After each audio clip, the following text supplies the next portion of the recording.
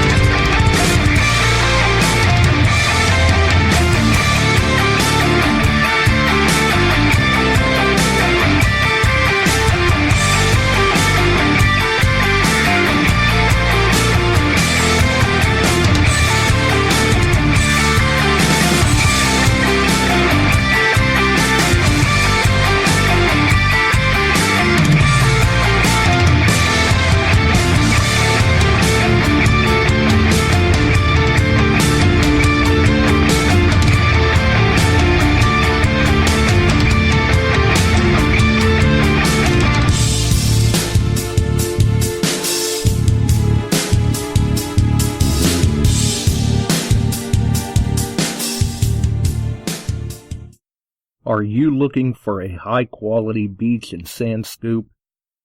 Are you trying to take your hunting to the extreme? How about an American-based company that stands behind their product and everything they sell? Then check out our friends over at XTREME Scoops. John has been making scoops for some time now and makes a quality beach and sand scoop to take your hunting to the next level. XTREME Scoops recently released their new sand shredder that works great in the water and on the beach.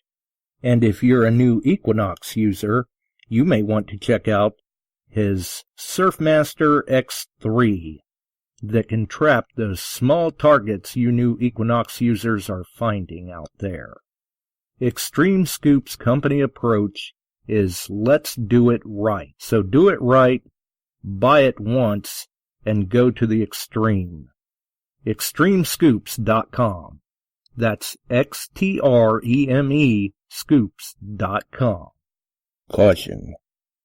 Please do not operate motor vehicles or power equipment while under the influence of this show. Listening to this show could cause side effects such as bouts of laughter, violent binges of cabin fever, and even dreams of silver and gold. Please be advised.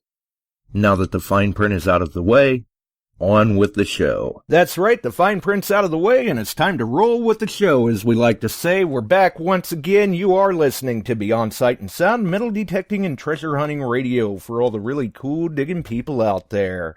Obviously, today, we've got a very special guest in store. Links in the description. Obviously, you can check out our friends at Shooters and Prospectors, XTREME Scoops, Detecttees.com, putting out the Beyond Sight and Sound apparel, their shirts, the hoodies, the long sleeve wear. Very, very good job over there that they're always doing for us. And then, obviously, don't forget our links to our friends over at XP Team USA, their Facebook group, website, blog articles, and their weekly podcast, bi-weekly actually, it's every other week over here on Spreaker, every other Friday that they do their podcast. Dave and Grant, they put on a great show over there as well. Yeah, you should stop over, check out all of that. They've usually got some good interaction in the chat, some good contests going on the Facebook page and things of that nature, and any of the other links we've got down in the description too you'll want to go ahead and check out. Obviously, you can follow us here on Spreaker, many of the other wonderful distribution services for podcasts and broadcasting, and over on Facebook, the Beyond Sight and Sound page, and Metal Detecting Beyond Sight and Sound Facebook group, as well as many of the other wonderful groups out there for everyone. So tonight, we've actually, we're battling time zones, we're jumping across the pond for a very interesting guest. Many of you have probably heard about the Rodney Cook Memorial Hunt that goes on, or at the very least, if you have not, you have at least heard of Gary Cook, especially if you are a XP user, whether it's the Deus, the ORX, or anything like that, usually you are familiar with the name Gary Cook or even Gary Blackwell, or I guess sometimes you may have even heard the name Cookie. So we'll get him in here, but our guest tonight is actually none other than Gary Cook himself. So first off, I'd like to say thank you very much for taking the time to sit down with us tonight, Gary. Oh, you're more than welcome, Josh, and it's good to be with you tonight, and it's good to have a chat. And yeah, the time zones can be a little bit of a weird one, isn't it? Because it's nearly 9 o'clock in the UK here, so you're probably a few hours behind, I would have thought, aren't you? Yeah, you guys are about 5 hours ahead of us, and sometimes it really throws me for a loop because I've had guests on from the Netherlands, Australia, different Germany, where it's like, good grief, I almost feel this is kind of what people experience for jet lag. Yeah, I've been to America and the States, quite a few times over the years with holidays and sometimes with work. And yeah, it can sort of mess around with your head a little bit, but no, I think we've found mutual ground, haven't we? Where it's not too early for you or too late, and it's not too late in the evening for me. So I think we've picked the right time, I think, mate. Right, we got to find that nice happy medium where nothing seems to be too far out of whack for anybody's schedule, and then through the beauty of technology and archives, we can pre-record and play it later for everyone to enjoy, whether they're tuning in when it airs or whether they're hitting the archive of that after the fact. That's the beauty of it. They can listen anytime. Yeah, I know. We had to sort of cancel a couple of times, and down to me being so busy, it's just been very hectic at the moment, especially with with my father's memorial rally that we'll talk about a little bit later, but it's also with my job, my actual job as well. So it's been I'm very busy time of year with work as well. So it's when I come home from work, it doesn't mean I can sit down and relax. I then have to do paperwork and lots of other bits and pieces. So, but yeah, I've managed to catch up. I've done all my catching up, and so you've got me now, Josh. So you've tied me down. Yeah, I know. For you and especially for Gary Blackwell as well, both of you are very, very busy gentlemen. Yeah, yes, we can be. And it can, yeah, I never seem to get 5 minutes to myself at the moment, but that's how I like it, though. I'd rather be busy and keeping active than sitting down doing nothing. I've always been an active person, so right. So I enjoy to, yeah. Don't get me wrong, I do like to have the odd 5 minutes where I can relax, but I do actually. I'm one of these people who likes to keep doing things when I can. No moss grows. No, definitely not. Not with me, anyway. There you go. And especially when you're planning, working on events, the scale that you're planning and everything. But I guess for starters, let's let people know kind of what got Gary into the hobby. Did you just all of a sudden wake up and say, this sounds like fun. I think I'd like to go and swing a metal detector. What did you start out with? What inspired you? Well, I've been asked this question many times, and I always answer by saying I've always been very, very interested in history. When I was young, growing up and going to school, there was always two subjects at school that I really showed any real interest in. One of them was sport. I loved sport. I loved playing sport. And I know we call it football, but over in America, you guys call it soccer. Right. And I played for the school team, and I enjoyed playing for the school team. I played for my local town, and I progressed to play at a reasonable level. Nothing that I could make a career out of, but it was a reasonably good level of soccer. So I was interested in sport. But the other subject at school that I absolutely adored was history. I always had a passion for history.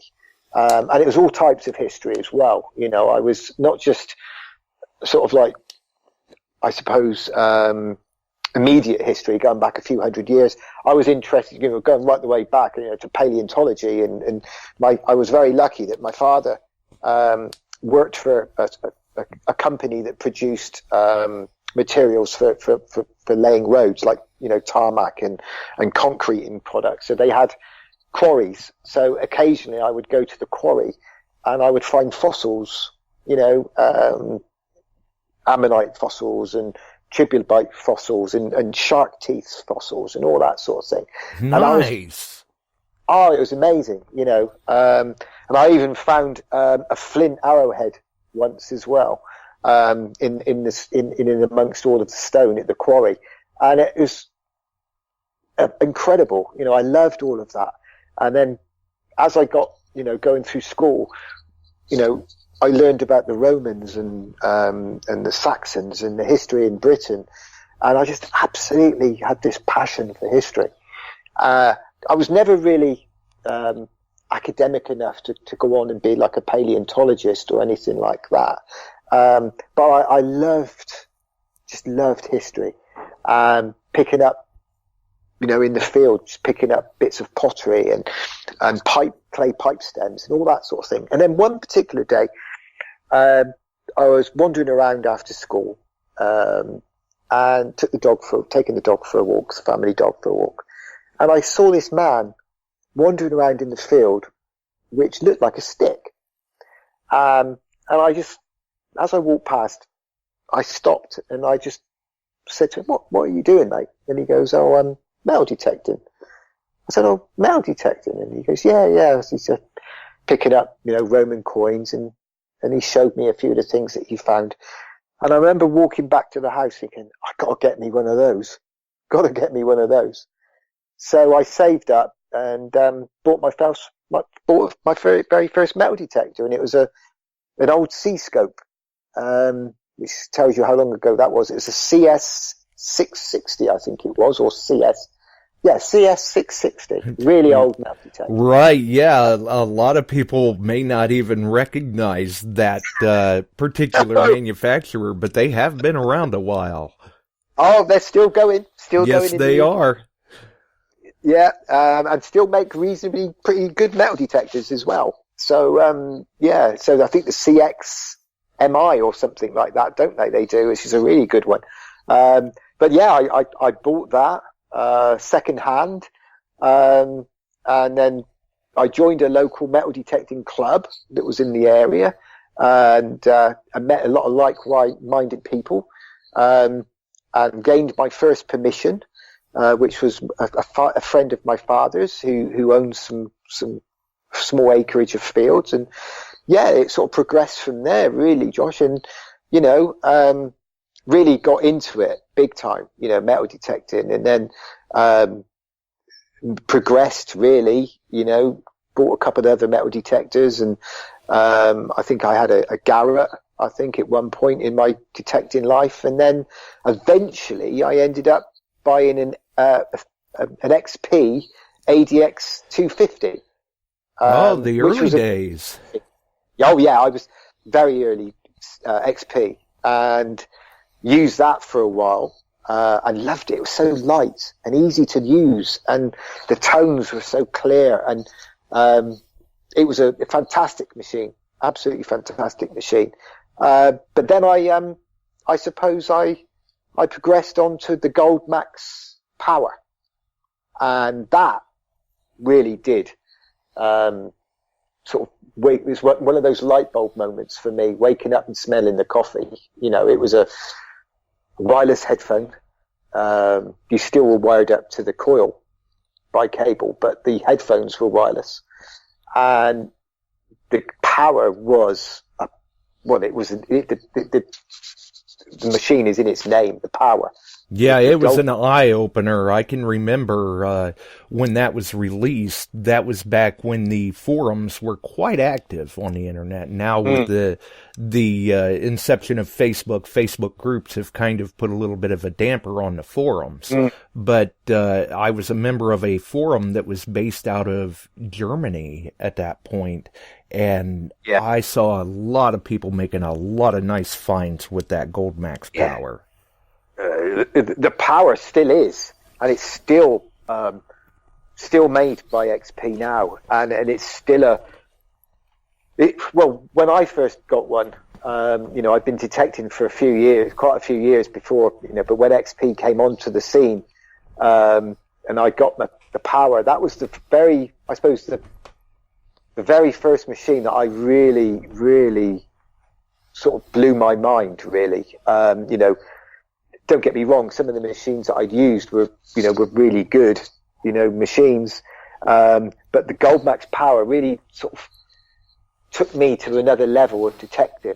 Right. There can be good machines out there, but then you just find that one that you really click with.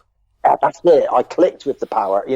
I'd used the Rapier before, and the Tesoro, and don't get me wrong, they were brilliant machines. They could, they found me lots of different things and some incredible things. But you're right. The Gold Max power was the one machine that really, it almost became an extension of me.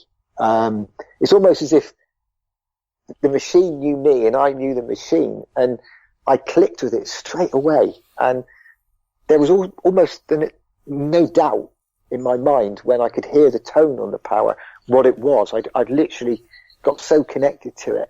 And there was a nickname for it in the UK. They called it the Hammy Hoover, which means it would hoover up the hammered coins. Right, it'd just go around and vacuum up all that history.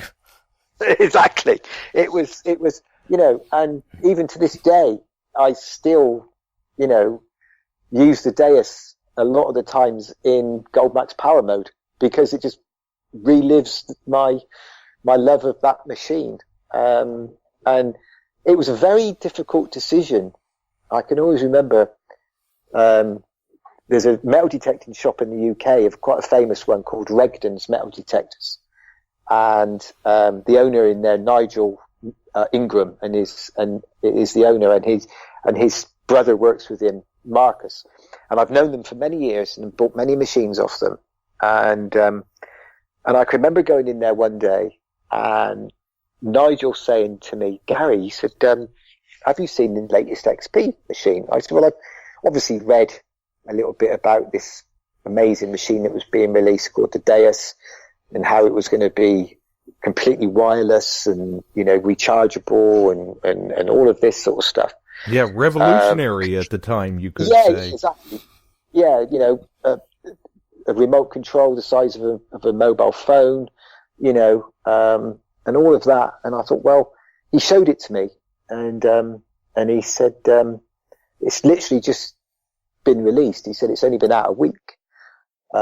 He said, you've got to get yourself one of these. And I can remember thinking, but I don't want to lose the power. Right.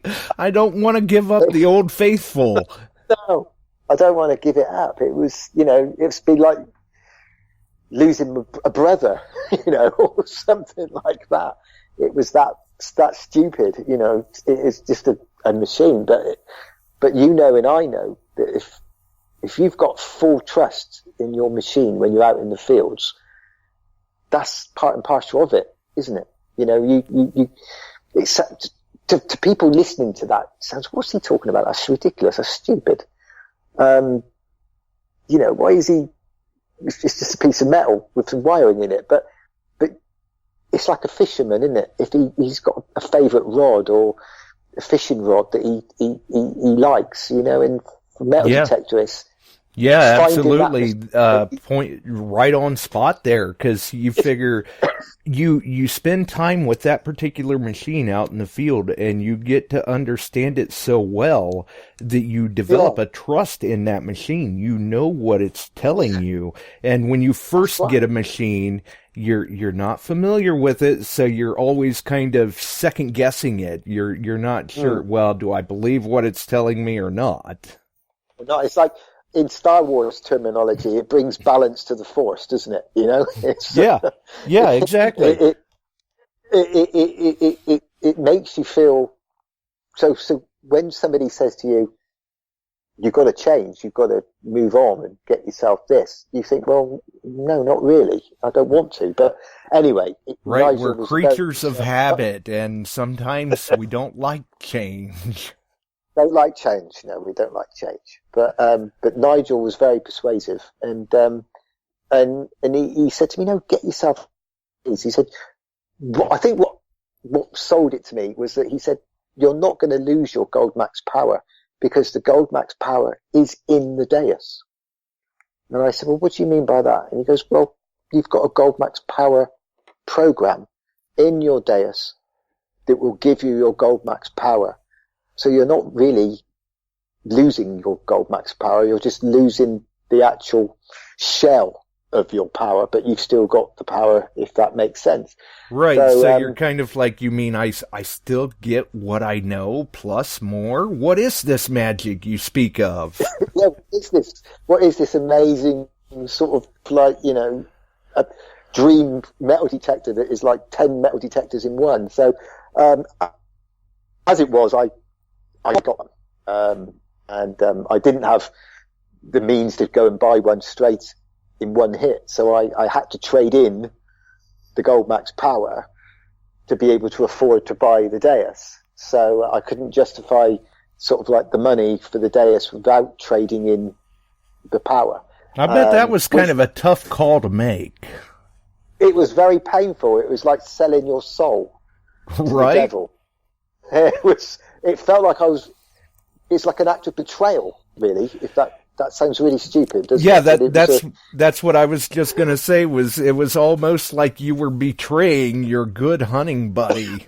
I'm trading you in, sorry. Yeah, it was terrible, really, because that machine had found me so many amazing things, and it almost felt as if I was betraying it in a warped way. But I did it.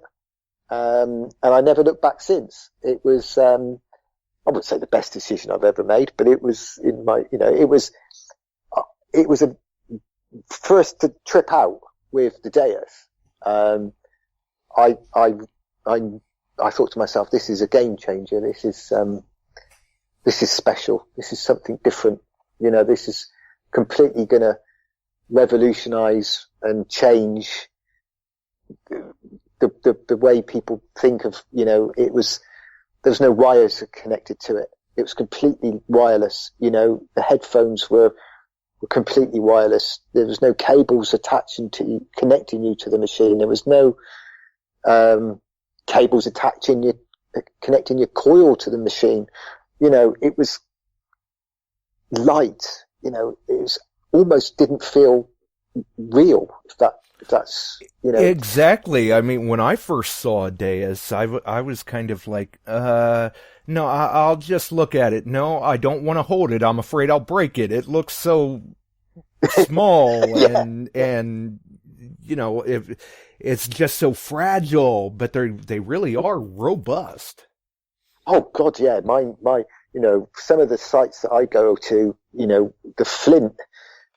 Some of the fields where I hunt, the flint is really big and thick and broken up. And as you know, flint can be very sharp because it was used in Neolithic times for making daggers and things, you know, flint knapping. So flint can be exceptionally sharp, you know, it can be knife-like sharp. So when you're running your coil, you know, banging into flint, you know, it can do a lot of damage. But you're right, you know, for something so small, it's tough, it's hard, and it takes a lot of you know, bashing, but it keeps coming back for more. So yeah, it's a tough little cookie, as they say over here. Right. Yeah, absolutely. I mean, that's, I think that was kind of one of the things when the Deus first came out. A lot of people were looking at it going, are you kidding me? It looks like it's a toy. Yeah. But once it had the time to prove itself in the field, it really, the word started to spread, and it started to spread like wildfire. And it was king in the UK, basically, and it started trickling over here stateside, and it started to pick up a following, and now it's a very, very popular detector of choice for many users in the hobby the world over. Yeah, the thing is, it's not just the technology that they use in the Deus that was revolutionary, I suppose. It's the whole style of the Deus. It's the grip, the handle, the angle of the grip. You know, the S-shaped stem, the way the stem and the handle is ease of holding it. You know, it's difficult to explain to people who don't metal detect, but straight stems and some machines with their handles are at such an angle that it's a weird feeling in your hand. And if you're holding something for the amount of time that we do, you know, sometimes you can be in the field for 7-8 hours a day. You're holding your hand is being forced into a unnatural angle when you use some machines, you know, straight stem machines, and their grips and their handle grips are in certain angles. It's an unnatural angle for your hand to be in. So you're almost forcing yourself to stay in an unnatural angle for a certain period of time, which can be quite aching on the wrist. Yes, it can. Ergonomics play a big part for us in the hobby. Yeah. And it doesn't matter how heavy the machine is. If your hand is at an unnatural angle for a particular length of time, you can go home as if you've been carrying 10 pounds of concrete in your hand all day. You know, it's a very painful experience sometimes. Now, XP thought of all of that, and they took it all on board. And when they designed their handle grip and the angle of the handle grip, when you hold the Deus in your hand at that certain angle, you don't feel as if you're holding anything. It's a natural angle for your wrist to be. And the grip and the actual stem almost feels like an extension to your arm. And that is one of the things that I noticed. I was thinking, well, I don't even feel as if I'm holding anything. Yes, it's light. But if you take something and hold it at an unnatural angle in your hand for any particular length of time, you'll know exactly what I mean. And it doesn't matter how heavy it is, it will always make you feel achy. Whereas the Deus stem doesn't make you feel achy, and it doesn't make your hands feel achy. You're holding it at a natural angle in your hand. So everything feels normal when you hold it, and the balance of the coil and the grip all interlinked with your arm, and it feels natural to hold it. Absolutely. When a machine is well balanced, that goes a long way to keeping us out in the field longer, because the better balanced it is, the more that you're not even noticing the fatigue or anything like that. It doesn't feel like you're holding anything. No, that's right. That's exactly it. And I metal detected for a long time, and I've been to many rallies and hunts, and you see lots of different machines being used by lots of different people. And we used to have me and my friends there was always one particular guy, and he used to see him quite regularly. And we used to call him Action Man, or in the States you would call him G.I. Joe. And he was always geared up, and he had all of these straps round his shoulders, and he had the a harness swing round him. He would have belts on, and had all these harnesses to keep him. And I'm thinking, bloody hell, is he going metal detector, or is he going into combat? What is he doing? Because he looked like a member of the special forces. Seriously, which is why we called him Action Man or G.I. Joe, because he needed so much stuff to actually get out there and metal detect, it was almost becoming just not enjoyable. Right, cumbersome. It's a burden. Yeah, and I know there are heavy machines out there. I've owned a couple of them, and used them.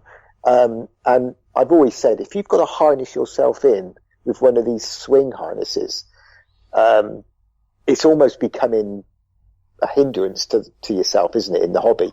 I know, don't get me wrong, I know there are people out there who might have bad backs and bad shoulders and continually want to enjoy the hobby, so they've got to use these to help them with that. But if you're using one purely because the machine is so heavy, it almost becomes unenjoyable, doesn't it? And the hobby's all about enjoying yourself, not being a pain. Right, it's all about having fun out there in the field, and when you're having to go through all that, now it suddenly starts to seem more like work, and at that point, where did the fun go? Yeah, and XP with the Deus suddenly allowed you to have that extra bit more time in the field, and because it was so light and because of the design of the machine, it gave you more comfort and the lightness of it. Rather than say 5 hours out there, you could spend 7 or 8 hours out there and not feel fatigued. And I think they really have up the game. They were, a lot of other manufacturers out there suddenly thought, this machine is quite a serious piece of kit. We're gonna have to up our game to compete with it. Exactly. Yeah, and at that point, that makes it good for all of us out in the field, because we're in a technological race, so to speak, with the manufacturers trying to compete with one another. And in that aspect, competition is a good thing, because in the end, we win out there in the field because of the technology that the manufacturers bring to the table. Yeah, and technology's moving so fast now. We live in an age where technology is moving ridiculously fast. From when I was young, you you wouldn't even dream of some of the technology that they have nowadays. When I was young, if you wanted to change the channel on your telly, you had to get up off the chair and go over to the TV and change it yourself. Right. Or even in terms of the hobby, I can remember the days when we didn't even have pinpointers and people were using probes or blunt tip screwdrivers. So pinpointers really spoiled us when they came onto the scene. Exactly. Yeah. It's, and you look at some of the technology now in the hobby, with some of the machines are coming out now where they're even giving you almost like a drawing of the object that is lying in the ground. It can actually scan the ground itself. There are machines out there that can do that now. And, absolutely. And will give you a detailed picture almost of the size and the shape of the object that is lying in the ground, and you've got all of the different screens on them, some machines now, whereas in the old days you heard a beep and you dug, and that was it, and you took what it was. You couldn't even, in the old days, some of the machines you wouldn't even know if it was iron or not, would you really? Let's be honest. Right, it was just kind of beep and dig, and then discrimination came into the scene, and over the years they developed it, they made it better and better to where now it's become a very handy asset to us in the field in some areas. It's like now with the machines now, the discrimination and iron and being able to tell almost by the tone of what, or the signal that you can tell what the object's made of. No, all that now you take for granted, and it's like trying to remember a time when you didn't have a mobile cell phone. Right. There was a time when I didn't have one, and they weren't invented. But you try and remember what it was like to live your life without being able to pick your phone up at any particular time of day and make a phone call. In the old days, you had to either go to a phone booth or a phone box and make a telephone call, or wait till you got home and used a landline. But you can now pick up your mobile phone and pretty much do anything you want with your mobile phone wherever you are in the world. And everybody's always got it at arm's reach. They just can't let go of them. That's right. They're always there, but you can't imagine a time now when you didn't have that. And it's the same with your metal detecting technology. You couldn't really imagine going out hunting now without a pinpoint probe, or the ease of how it makes your life easier in the field, or having the technology that you can say, oh, well, yeah, that's definitely iron, or that's not iron, or I can discriminate against iron, or I can tell by the sound that's possibly a silver coin, or just having a beep or no beep. I can't really remember the days when I had that, but technology is moving so fast, and you look at the size of the metal detectors as well. When they first came out, these huge, great big machines. Now, everything that you need is packed into something the size of a small cell phone. Right, we're making them smaller, lighter, stronger, faster. Yeah. It's not going to be long before you won't even need, I suppose, a control unit. Everything will be, I don't know, all in the headphones maybe, but things are becoming lighter and smaller and easier to work with, and we're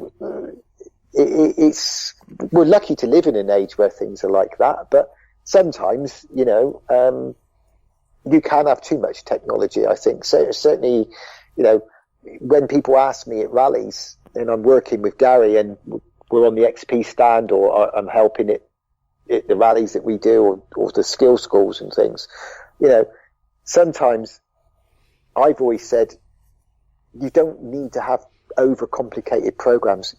Dig or not to dig. That's all you need to know.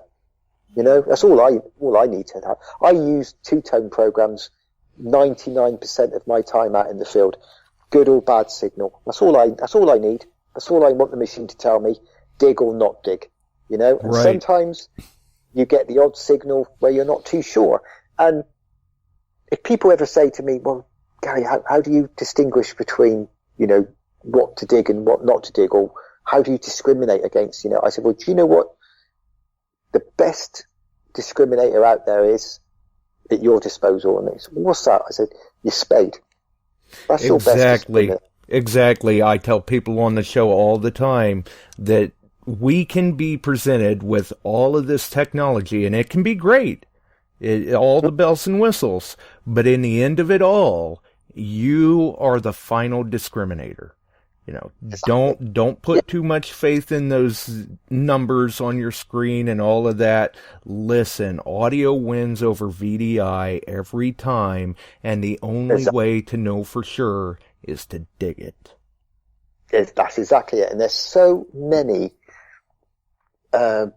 reasons and things that can make the object you're hearing complicated. And what I mean by that is, it could be at a weird angle in the ground. It could be a coin on edge. There could be some trash near it. There could be a piece of iron next to it. Absolutely. The ground could be mineralized. There could be so many aspects and reasons as to what you're hearing doesn't sound like a good dig me signal. But it doesn't mean that sound that you're hearing is something bad. I've had so many experiences where I've listened to a signal and I've thought, that sounds really terrible. That sounds awful. Really, really bad. But there was something intriguing me or niggling in the back of my brain which was telling me, dig it. There's something in the signal that is telling me to dig it. And I've dug it out and I've found a coin or an object, and I'm thinking, wow, it could have been so easy to have looked at the number on the screen and just passed it by. and just passed it by. And and it got me thinking, over the years, I've done that, and I have been guilty of it, and we've all been guilty of it in one way or another, of passing over a signal and not bothering to dig it. How many of those signals have actually been something good? But right, exactly. But the one great thing about this hobby is you don't know. So what you don't know doesn't really hurt you that much, because you'll never know what you've walked over. If you don't dig it, you'll never really know what was lying there. So I always say to people, there's a saying that you must remember to yourself. It's when in doubt, dig it out. There you go. And remember that phrase, because next time you have that doubt in your head, don't carry on walking. Dig it out, because it only takes 5 minutes to dig something out. And I would say most of the time it will be something trashy, but there's always that chance that it could be something really good. And I can tell you a quick story that I did once. I was at a metal detecting rally a few years ago, and I was behind this guy and I was watching him quite closely, and he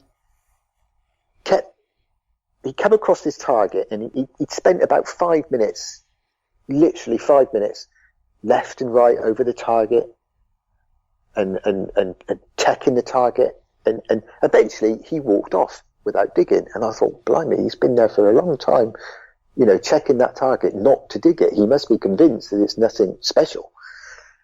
But I felt compelled. I went up to the target and I ran my coil over the target, and I thought, well, I wouldn't have walked over. I wouldn't have left that. That's, I think that's something, that's possibly a coin on edge. So I shouted at him and grabbed him, and I said to him, look, I hope you don't mind. I'm not, being patronising or anything, but I saw you checking that signal. You decided not to dig it. And I said, is there any reason why? And he goes, it's iron. He said, waste of time. He says, it's definitely iron. I said, well, I hope you don't mind me saying, but I beg to differ. I think there's something in the signal that isn't iron. And he goes, no, mate. He said, you're wrong. He said, it's iron. I said, well, look, I tell you what. I said, let's dig it out together. And I said, I'll make a deal with you. I said, whatever's in there, I can keep, yeah? And he goes, yeah. He said, you if you want to take a piece of iron home with you, you take a piece of iron home with you. I said, yeah, absolutely. So we dug it out, and lo and behold, there was a piece of iron. And he looked at me and he goes, told you, iron. I said, we haven't finished, have we? Let's check the hole. Check the hole, and now the iron wasn't there. There was the most beautiful, clear signal. You could, lovely 67 on the meter on the dais, a clear silver hammered coin signal if you've ever heard one. And I looked at him, I said, there's something still in this hole. So put the probe in there, and I pulled out a beautiful hammered coin of Edward I, 12th, 13th century coin, silver hammered. He looked at me and he went, bloody hell. And I went, there you go.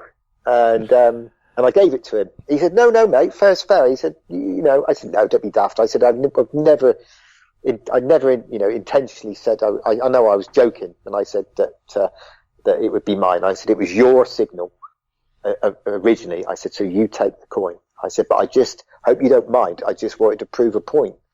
And he goes, you've proved it to me. He said, I'll never walk past an iffy signal again. I said, well, you might walk past an iffy signal. I said, but certainly not one that you've spent 5 minutes checking and double checking. I said, because,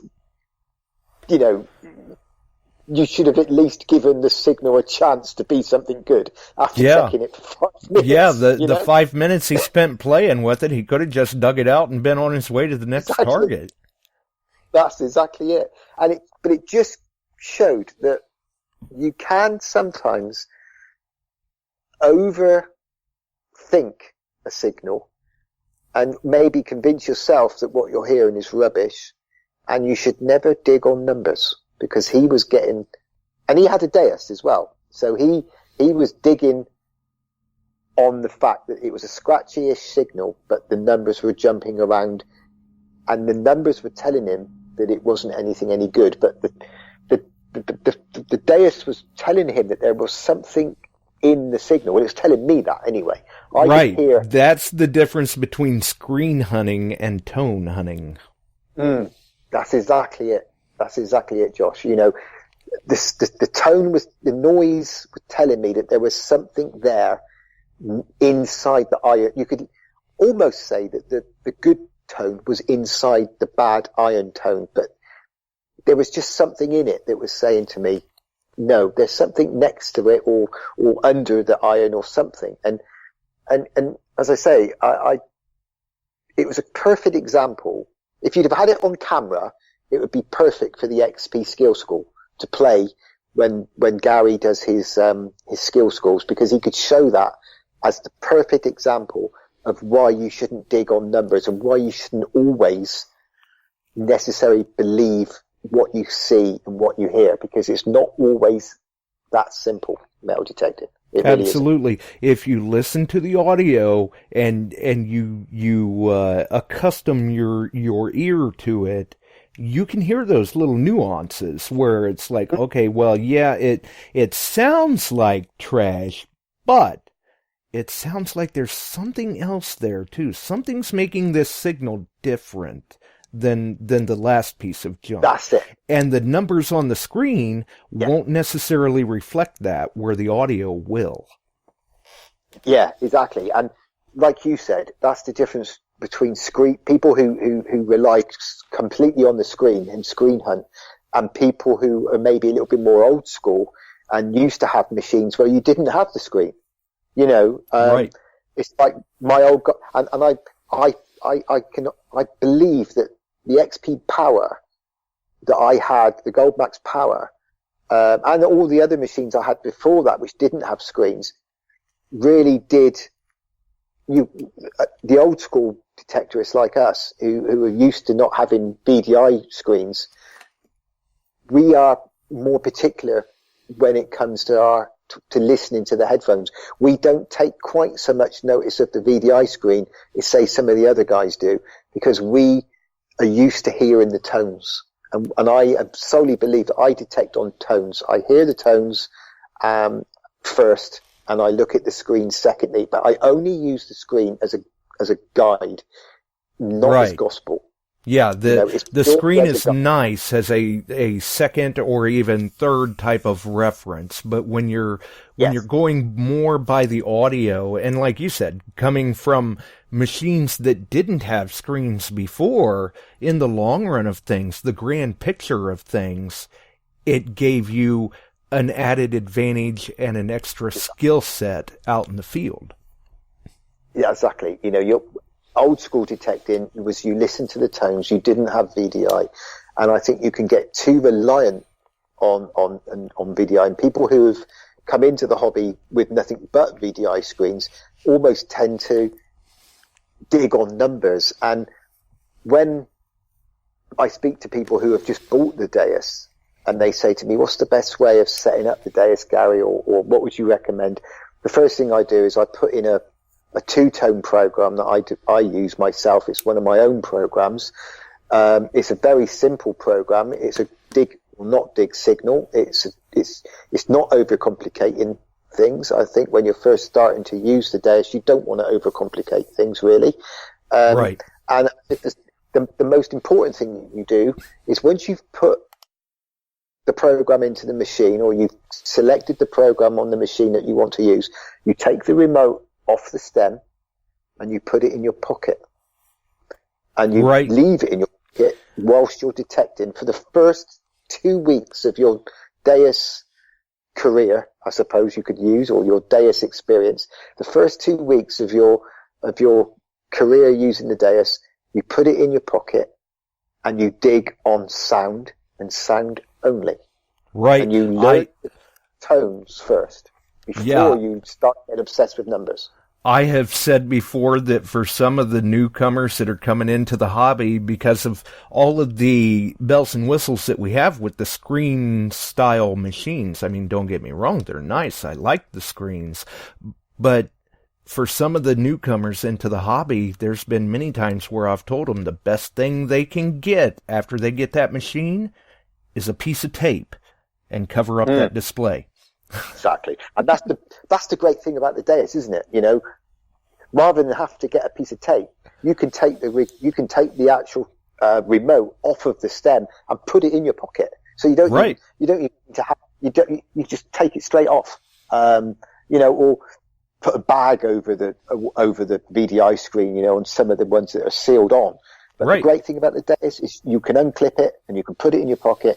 And I said, that's the best thing you can do, you know. And I find as well that people understand the Deus better are the people who have bought a Deus Lite to start with, which doesn't come with the remote control. They just have the headphones and the coil. And they are the ones who dig on sound and sound alone. And it's the best thing that you can possibly do when you first buy a Deus is to put your program in and then put that remote control in your pocket and do that for at least 2 weeks minimum of when you first start using the Deus, because you should first of all get to know the sound of what the Deus is telling you and the different sound, because you've got so many different programs on the Deus. The tones can come through slightly different, and people get confused with tones, and tones are purely just a sound. And with the Deus, you can set the tones to your style of hearing. So if you like to hear a really high pitched sound, you can turn tone 2 up, and that's what I do with the 2-tone program that I developed. I effectively have tone 1, I set it a very low tone, 202 I think I set it at, which is your iron signals and your things like that. And then tone 2 I set at quite high. I set it sort of like 765, because you've got that difference in sound. So people can get used to low tone iron, bad, high tone non-ferrous. So you can get that differentiate between the two signals, so people can get used to hearing the Deus. Because I think sometimes if you go in too complicated, it can put people off, and you can get too many sounds sometimes. And I know that sounds daft, but sometimes you can get too many noises, too many tweaks and noises and crackles. Metal detecting should be about enjoying yourself and enjoying your hobby. And when you start to get too complicated and you get stressed with trying to find the ultimate settings and trying to find the perfect settings and everything else, it suddenly doesn't become a hobby anymore. It becomes, it stresses you out. And I see so many people getting stressed, and I'm thinking, you're meant to be enjoying yourself. This is a way to get away from the daily grind. You know, you do your hobby to get away from the office or get away from everyday life, and just have a few hours a week where you can move away from all that and enjoy yourself. But if the hobby is stressing you out, all of a sudden it's not a hobby anymore, is it? Right. They feel overwhelmed with it, and once you get to that point, frustration can set in quite easily, and it's just not a good thing. No, it's definitely not. And some of the programs that you've got on the Deus, you've really got to learn the machine first before you start going into the real complicated stuff. It's like learning to drive. You don't start off by driving a Ferrari. You start off by driving a basic Ford or Honda, something that you walk can before learn. You can run. Exactly. Too many people, I think, need to have the very latest programs and the latest technology, and it can be overcomplicated. Some of the programs on the Deus, you've got so many sounds to listen to all at once, it can be a little bit overwhelming. And which is why when we do the skill school, and Gary's doing his skill school and I go and help him sometimes, people say to me, can you put a program in for me, Gary? Cookie, can you put in your 2-tone program for me? And I say, of course I can. Put it in. And then we do a test, and I said, that's what you're listening for. Good signal, bad signal. And it will make your learning curve, your detecting experience so much more enjoyable. And to be honest with you, I've done so many different tests with the Deus over the years. I've been using the Deus since the very first week it came out. I had one of the very first Deuses on the market. And I've done lots of different tests with different coils and different programs and different versions. And you know what? The two-tone program will get every single signal that any of the other programs get. It will still pick up every single one. And to me, I don't want to overcomplicate my detecting experience. I want every odd in my favour. All the odds have got to be in my favour. And when you're out in the field and you're hunting for artifacts and coins, I like to have every odd in my favour. And the two-tone program that I use, I find, can pick up pretty much everything that all the other programs get as well. And don't get me wrong, Gary's ultimate program is fantastic. I love it to bits, and there's a time and a place that I will use that program. And Gary is his two programs that I like is the Deus Hot and the Ultimate program, and they're two fantastic programs. But they're programs that you should use once you familiarise yourself with the Deus. Spend a bit of time learning it first before overcomplicating it with a program that can really cause more problems than good if you're not used to using the machine. And a basic one, or Deus Fast, perfect starting point on your Deus. They really Absolutely. I love to use Deus Fast when I'm in the trashy park areas. Those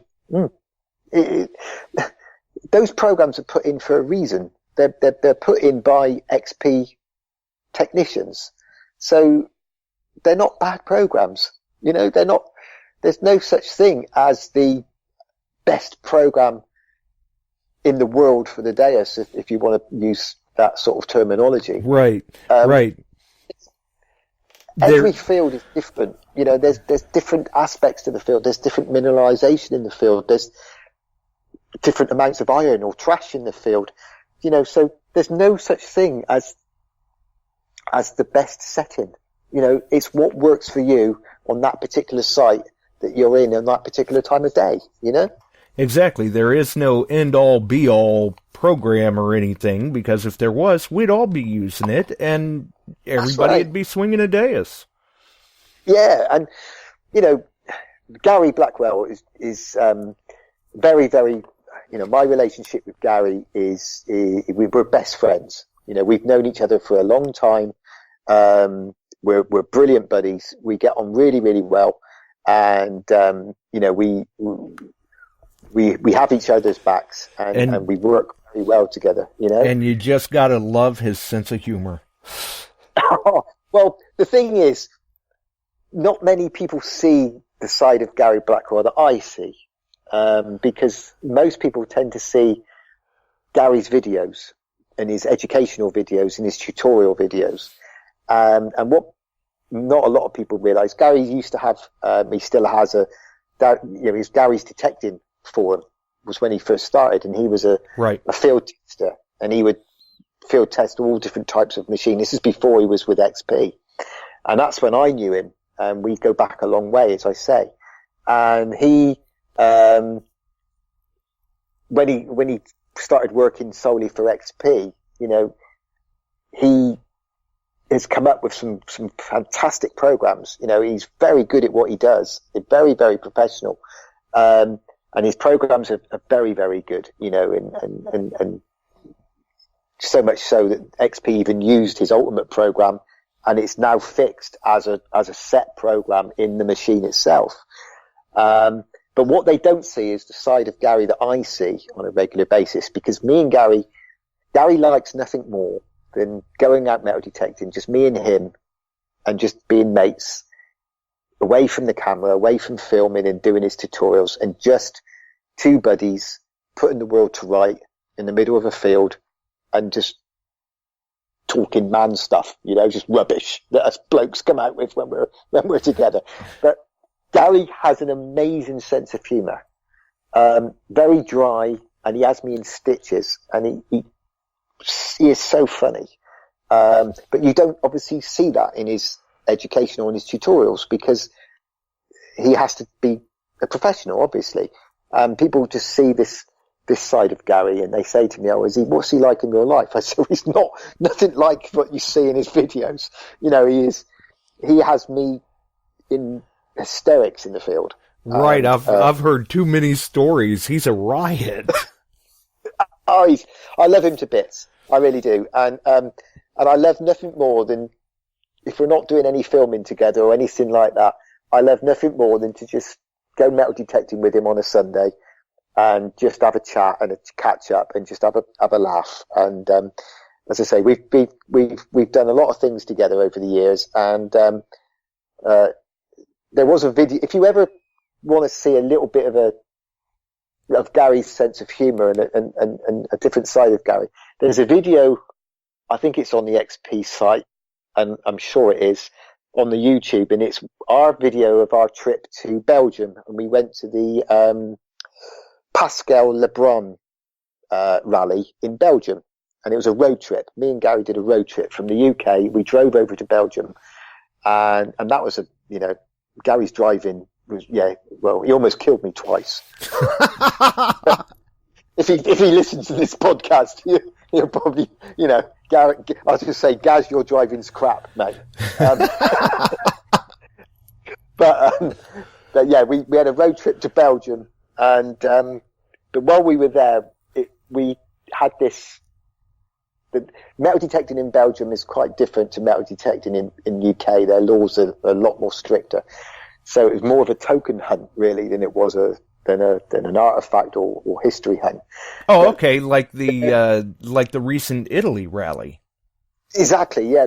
They have very strict metal detecting laws in parts of Europe, so they sort of say, it's just a 1-day token hunt, and the more tokens you find, the more prizes you can win. But it was XP orientated, and so me and Gary went over there for a couple of days. But it was really, for them, it was all about the drinking. They arrive at 8 o'clock in the morning, they're straight on the beer, and they don't stop drinking the beer all day. Yeah, it sounds like the Italy rally. Yeah. They even have mobile bars to go up into the field so they can continue the drinking during the day. Anyway, this one particular guy, he'd obviously had way too much beer. And Gary's doing his video, and you can see on the video this guy is literally passed out against Gary's car. He's led on the floor against Gary's car, completely passed out. He's way too much to drink. And Gary's talking, and he's got this guy in the background, and you just see Gary's sense of humour comes out in that. And he's talking in the way he's talking. And it is hilarious. Because Gary is trying to be professional. He's not trying to laugh, but he cannot stop himself. And it's the side of Gary that I see on a regular basis. I'm going to have to go back and watch that video again now. So if you watch it, and you'll see what I mean. And it's brilliant. And there's another one. It might be a little bit harder to find. It's a video that me and Gary did a few years ago. And it was all about detecting swings. Swing techniques, and you see the people with they're swinging their machine 2 foot off the ground, and the ones who you've probably seen them, Josh. You think to yourself, you swing your coil like that, mate, you've got no chance of finding anything ever. Right, those are the guys I like to follow. Yeah, exactly. You just go behind them because you just pick up everything that they miss.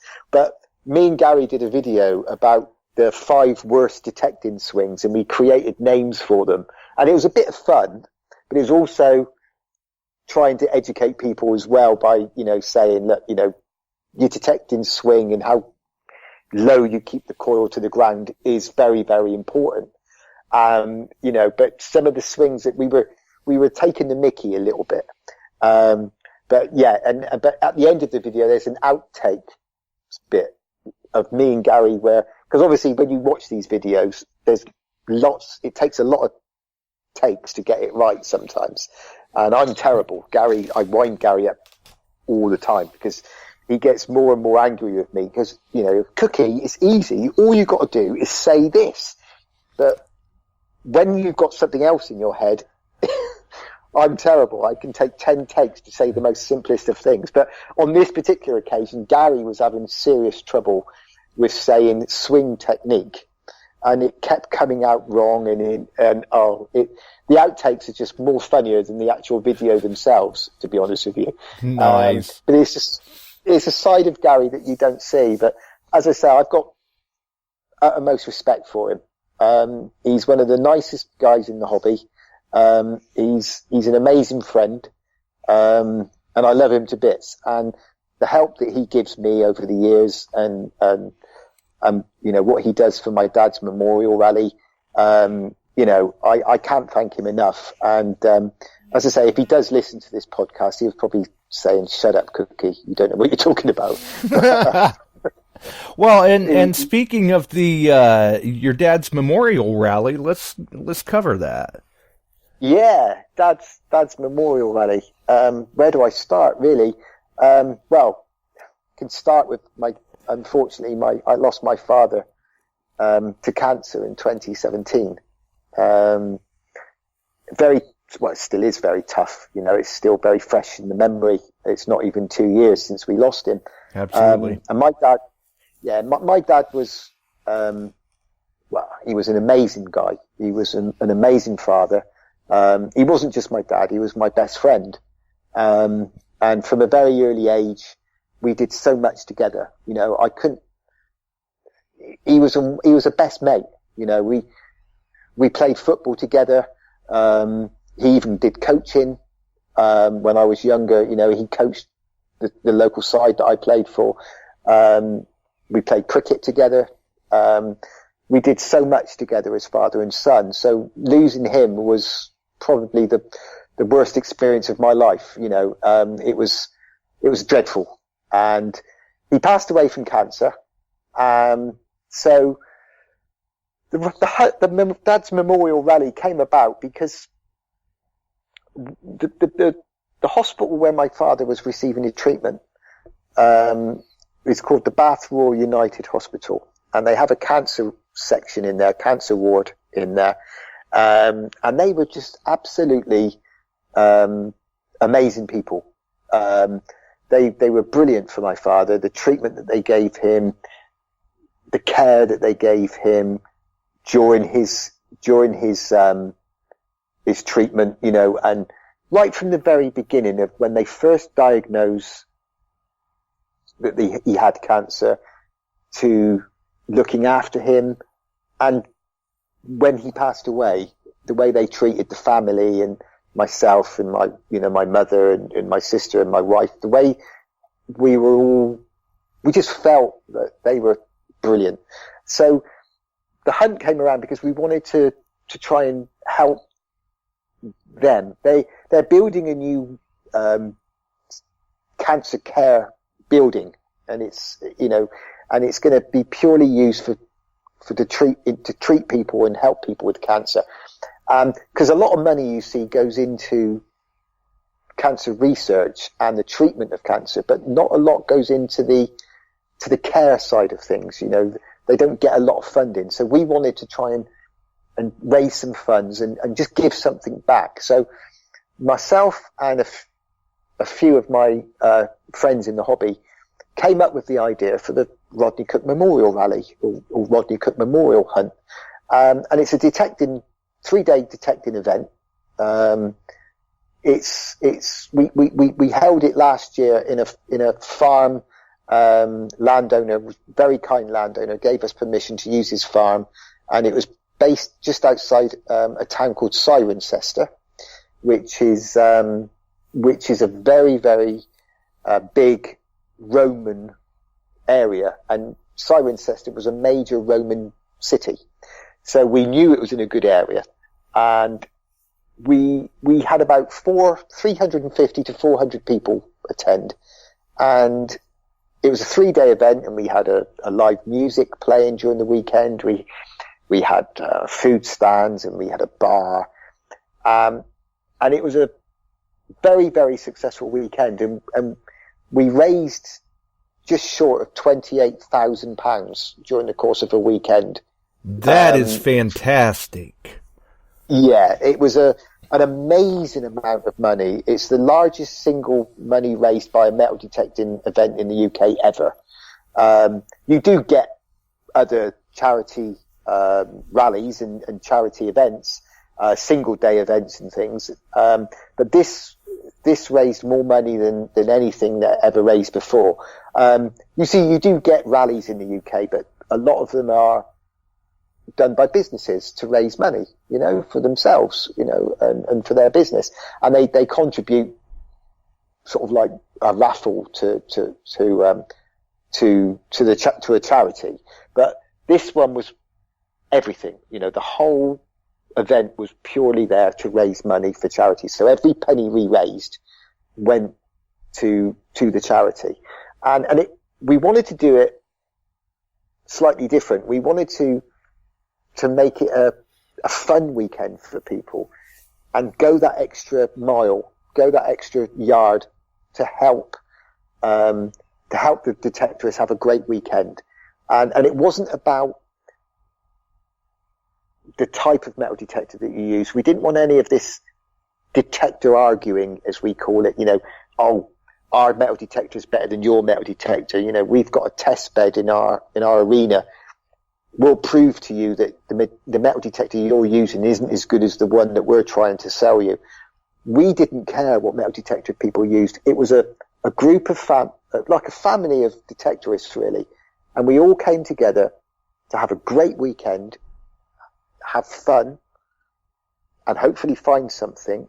But the most important thing that we wanted to do was raise money for cancer. And for cancer charities. And that's exactly what we did. And so many people last year came away from that rally saying it's the best event they've ever been to. It was well organized. Everybody went that extra mile to give us a good time. Nothing was too much trouble. And we felt, we just felt like we were all together having a great weekend. And Gary Blackwell was there with XP, because obviously he's my good friend of mine. He sponsored it with another metal detecting shop called Leisure Promotions, run by Peter Turrell, who's another very close friend of mine. And I can't speak highly enough of Pete. Such a generous man. He not only donated raffle prizes in the form of metal detectors and things, but he also did a personal donation as well to the charity. And he was just an amazing guy. He really was. And along with everybody who helped, Josh, words can't explain how I felt towards all of my friends and all the people who helped. Because it's a lot of hard work to put something like this on. Oh, yeah. And when you see your friends pitching in like that and everything, you're just like, wow, it means a lot to me to know that it means so much to you all as well. And this is why the event goes as good as it does, is because you've got a lot of other like-minded people there helping behind the scenes that are just as passionate about it as you are. Yeah, that's the thing. I've got some amazing friends, and I can't begin to name all of them, because there's just too many. And they were all brilliant, and they all got different roles. There's one particular guy called Dave. He's an organizer as such. He does everything. He tells us what we got to do and where we got to go, and he is like almost like a backbone. He gets everybody motivated, and he does all of this. Then you've got all my other friends who do all their other bits and pieces. There's a John.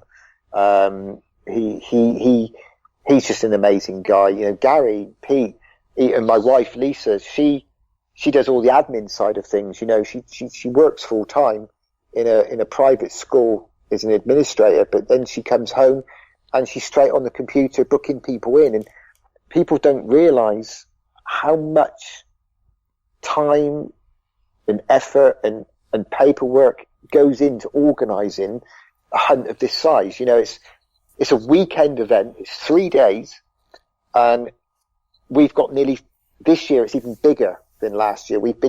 Last year was so popular, that we were inundated with phone calls and messages and people saying, are you doing another one next year? Are you doing another one next year? You know, when is it going to be released? When are you going to do it? Please, we want to come back. We want to support you again. Right. I want to be one of the first to sign up. Exactly. And it was amazing. Absolutely. Couldn't believe how popular it was. And so we've signed up again to do it all again. And this year we're in another good Roman site, really, I suppose. It's a place called Bath. You probably have heard of it in the States. It's got very famous Roman bathhouse in it, which is you can still visit the Roman baths. You know, very, very popular tourist attraction. Loads of history. Oh, it is. And we're on the outskirts of that city, and there's lots of other history around the area as well. You know, we've got Saxon history, we've got old villages, medieval villages, we've got Celtic history in the area. So, and we've got a very, very, very good landowner as well, who is proving to be, they're proving to be amazing. You know, they really are on board with us. You know, they want to help us as much as they can, and they have some relation with the Bath Royal United Hospital as well. So, and cancer. So they really are on board with us this year. So they're going that extra mile to help us. And we're actually having more people attend this year. We're going to be somewhere around about the 600 mark. And we've got a lot of the major metal detecting shops in the UK attending. We've got the magazines attending, this year. I think we've made quite a bit of an impact. Last year, we arose from nothing and we made this massive impact into the metal detecting community, because the amount of money that we raised made people stand up and think, wow, you know, what they did was incredible. Right. People really took notice, and I can't find anybody that's got a bad word to say about the event. It went over that well. Yeah, it really, and I think it's because, you know, there's a place in metal detecting for the groups who run metal detecting as a business. And I've got a lot of good friends in the hobby who run metal detecting groups, who run rallies as a business, and they're very successful at that. But I think what appealed with our rally is that people knew we were doing it for charity. We were not doing it to make money. So, exactly. Well, we were, rephrase that. We were doing it to make money, but we were doing it to make money for charity. Right. And it wasn't for profit. It was for a cause. It was for profit. That's it. And it was for a cause that is close to a lot of people, because the statistics show that cancer will affect 2 in 1 people in the non-too distant future, which is a scary thought. 2 right. in 1 will be affected in some way with cancer.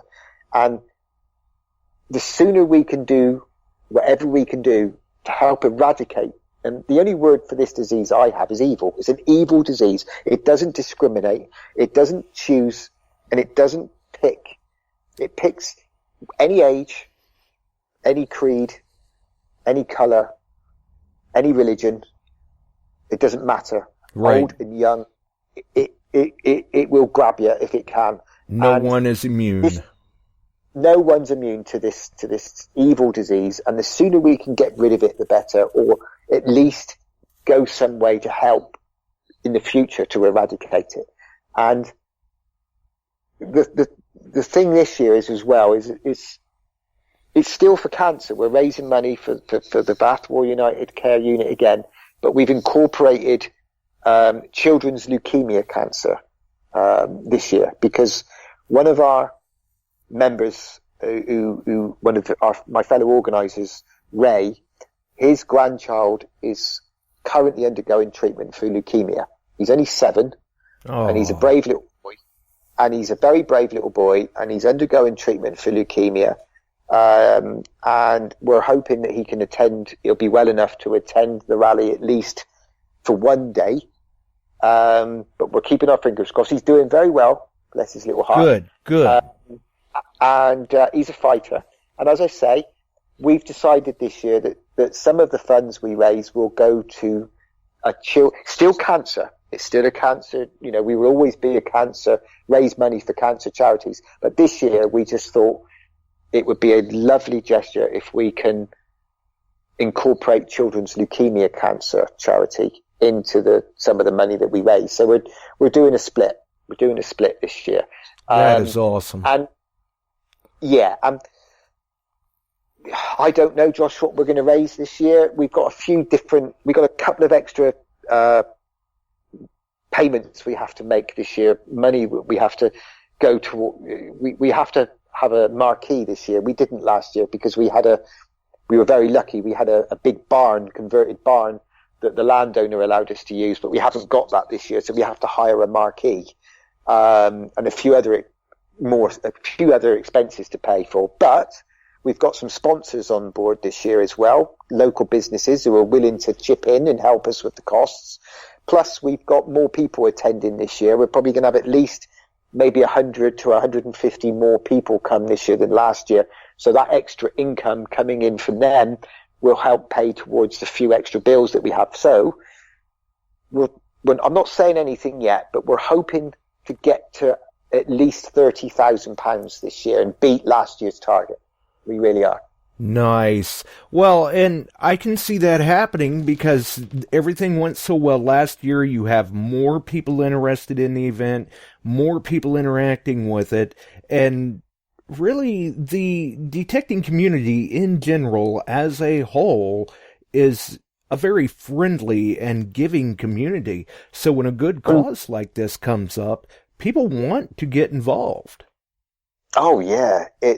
As I said before, the generosity blows me away. It blows all of us away.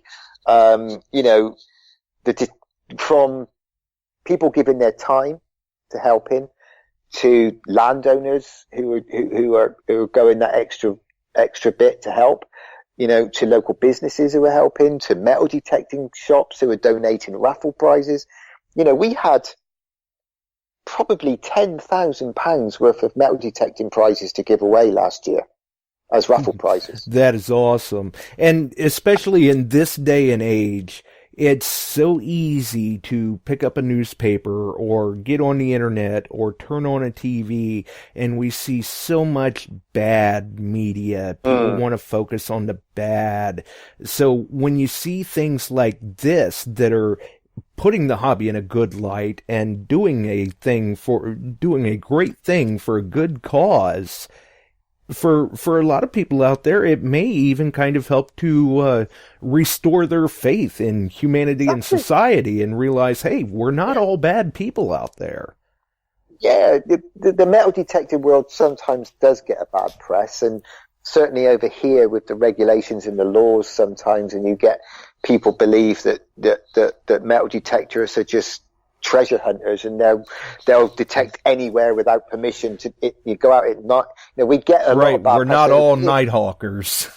No, exactly. And this rally and this memorial rally to my father shows us that we are actually not a bad bunch of people, and we're not all in it for the money, finding treasure and whatever. We're actually doing this, and we're all trying to do something good. And I think that's why we are so popular with our rally and our hunt, because people see that we're doing something good and we're trying to do something good, and people want to be part of it. And we're building on last year's success, and we've already got a site in place for next year. Nice. Some good news for the exclusive would be for people out there, if you're listening, is yes, the Rodney Cook Memorial Rally 2019 hasn't happened yet, but we've already got 2020 in progress. We've already got a site booked for 2020. We're already rolling into next year already. So the cause continues, so to speak, which is really great.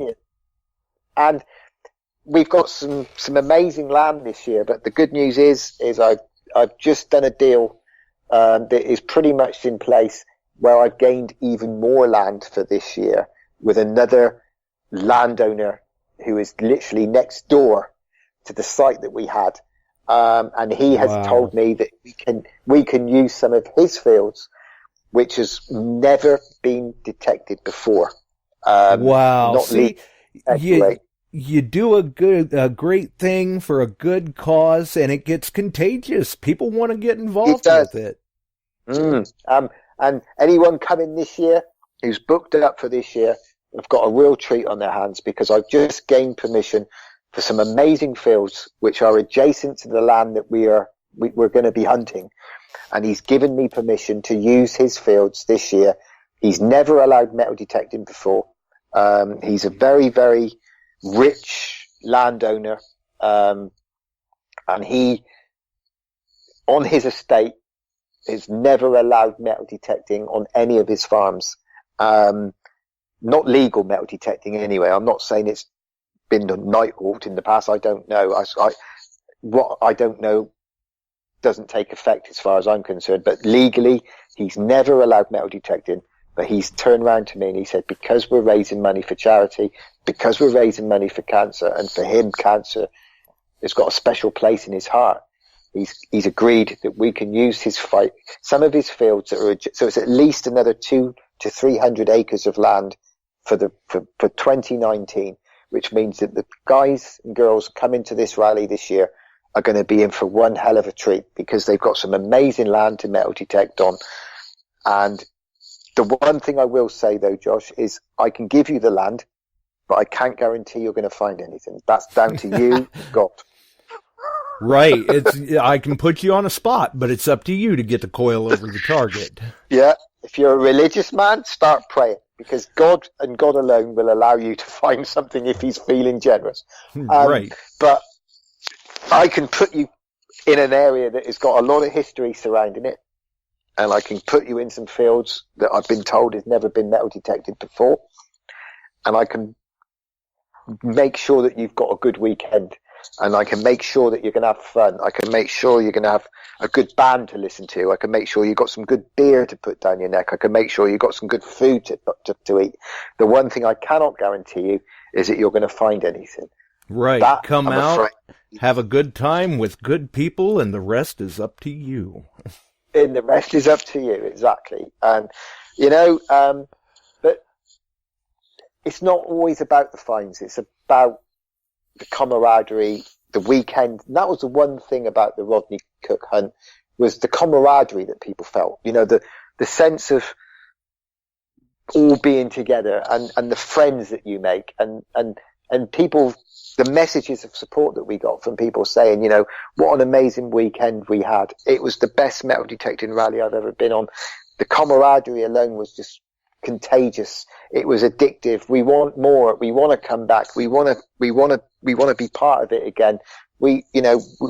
So many people have said when they saw my dad's rally go up on Facebook for the first time, this is what I've been waiting for. I've been waiting for this to be released. And you know what? We have nearly 500 people already booked already, and we've only had it on sale for just over a month now, 5 weeks. Wow. And we've all sold 500 tickets, Josh, already. That goes to show you're doing things right.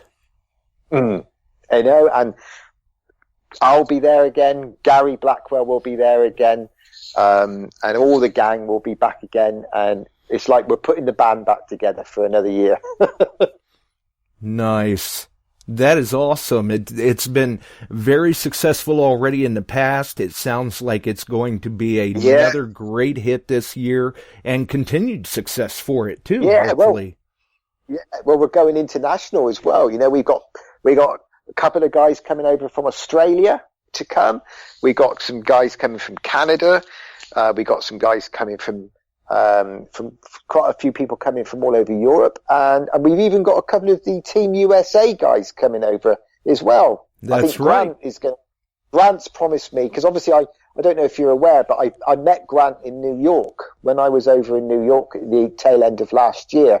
Me and Lisa, my wife, had gone over. We love New York, and we try to get to New York at least once a year. And we've got some good friends in New York, and where we stay. And when I was going over last year, I put a post up onto the Team XP Facebook page saying, guys, Cookie's going to be in New York. If any of you guys want to meet up for a beer and talk metal detecting, send me a message and we'll meet up. Well, Grant lived in New Jersey, so he sent me a message. He said, I can get on the ferry, Gary, and I can be in New York. I'd love to catch up with you and meet up with you, and I'd like nothing more than to meet up with Cookie and have a beer and a chat about metal detecting. So, and I thought, brilliant, I'd love to meet Grant. So we arranged it, and he found this amazing pub in New York. And we spent a couple of hours having a few beers and talking metal detecting. And, yes, he did. It was a great photo of the two of you there, by the way. Yeah, and he's a lovely guy, and he's basically hoping to come over this year to come on Dad's Rally, which would be brilliant if Grant could make it. And I believe Dave is coming as well. And I think somebody else is, I'm not too sure of the other guy, but I'm sure Dave said he's trying to get over as well. So it would be fantastic to have a few of the guys from America. It'd be honoured guests. They really would. And I would love to have them come over and do some metal detecting, and hopefully go home with a Roman coin or two in their back pockets. Right. I'm not seeing a downside here.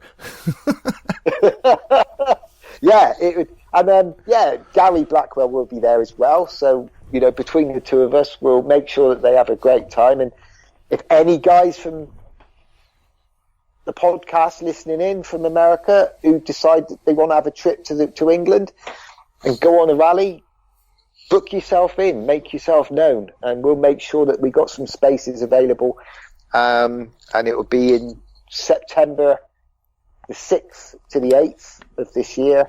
And if there's any guys listening in on the podcast who want to come to the Rodney Cook Memorial Rally, make contact, and we can, even you can make contact to you, Josh, and you can forward them on to us, or they can just go on Facebook and look it up, and get themselves booked in if they fancy some detecting in the UK.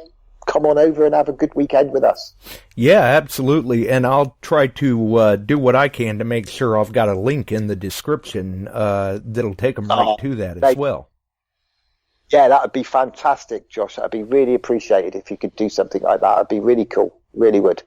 Nice. We want to just make it like the metal detecting fraternity, the metal detecting world as such, have people come from different parts of the world and all come together as a family.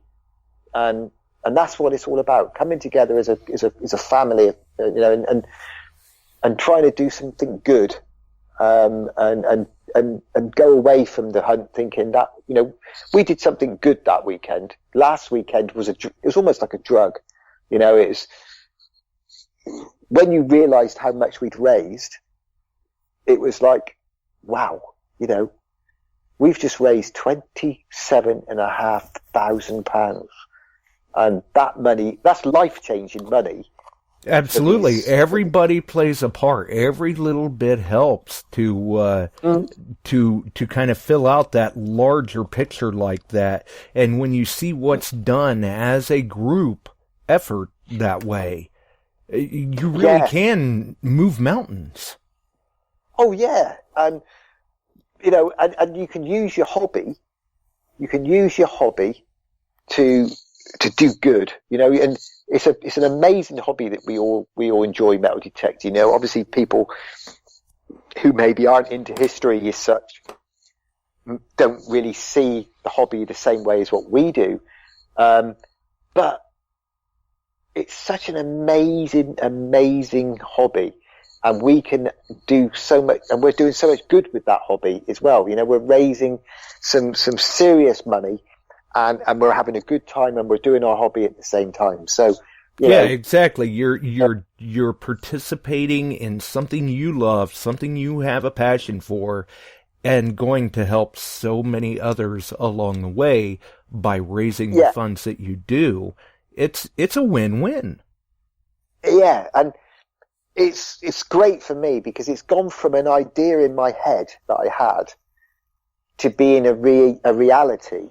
And it's gone from being not just a reality, because to start with, I just wanted to maybe do a small one-day hunt and have 30 or 40 people attend. Well, you kind of surpassed that. And now it's gone bigger and bigger and bigger, and it's gone from a little idea of just having a few people do some metal detecting, you know, and maybe raise a few £100 to suddenly this whole weekend event with people coming from Australia and America, and it's getting bigger every time we do it.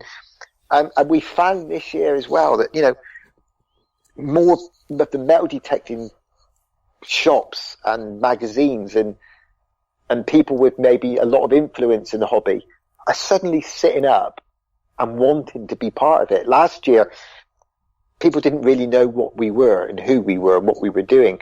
But now we've noticed that the metal detecting shops and the manufacturers, all of a sudden, they want to be part of it. And they don't want to miss out.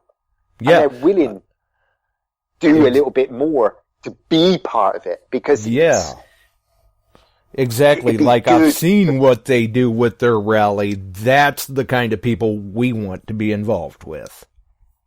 Yeah, I know. And they all of a sudden can see that it would be good for them to be seen to be doing something for the Rodney Cook Memorial Hunt, because we're a charity rally, non-profit making, as we've spoken about. And for them, it would be good for them to contribute towards it, because without meaning to, I suppose, blow our own trumpet, it would be almost a bad thing for some of these metal detecting manufacturers to not give something, because people would say, oh, look at that. You know, that company couldn't be bothered to donate something to a charity that is raising thousands of pounds for charity. Right. They were trying to do a good cause, and this particular business or company said, oh, go bugger off. We don't want to deal with you. Exactly. You bother us. Yeah, we don't want to be involved. We're not interested. Well, that would be negative. That's bad for business. Of course it is, you know, and it's almost to the point now where they cannot afford to not at least do something, because it would look bad on them if they didn't. And that's purely down to the success of what we've achieved last year and what we're continuing to achieve. And you know what? Because we're raising money for charity, if it makes some of the manufacturers feel awkward, that they feel compelled to do something, that's good. That's good for us. That's a good thing for us, as far as I'm concerned. Right. If they want to feel awkward and think, oh, well, if we don't give something, it could look bad on us, I think we better give something. Well, that's good for the charity rally, isn't it? It means that we're going to be giving. Like we were saying about the technology, in the end, we all went out there in the field. Well, in this situation, the charity wins. Exactly. And, you know, I've already been, the raffle prizes are starting to get bigger. You know, now the pile of raffle prizes are starting to, that have been pledged to the rally are getting bigger and bigger. Manufacturers are being generous, and don't get me wrong, you know, anything, whatever any manufacturer or anything wants to give, whatever it's big or small, whatever they can give, we appreciate whatever people want to contribute to the rally. You know, I'm not pushy or anything like that. I just politely say to the manufacturers when I speak to them, look, you've seen the success of last year. we are now going to be, and I think I'm right when I say this. Maybe somebody will shoot me down in flames. I don't know. But I think we are going to be the second largest metal detecting rally by attendance in the UK now. The only rally that beats us is Detectival, which is the summer Detectival in September, which will have probably over 1,000 people attend. That would probably be the biggest. But we are going to be the second largest rally in the UK. We are going to have over 600 people in attendance during the weekend.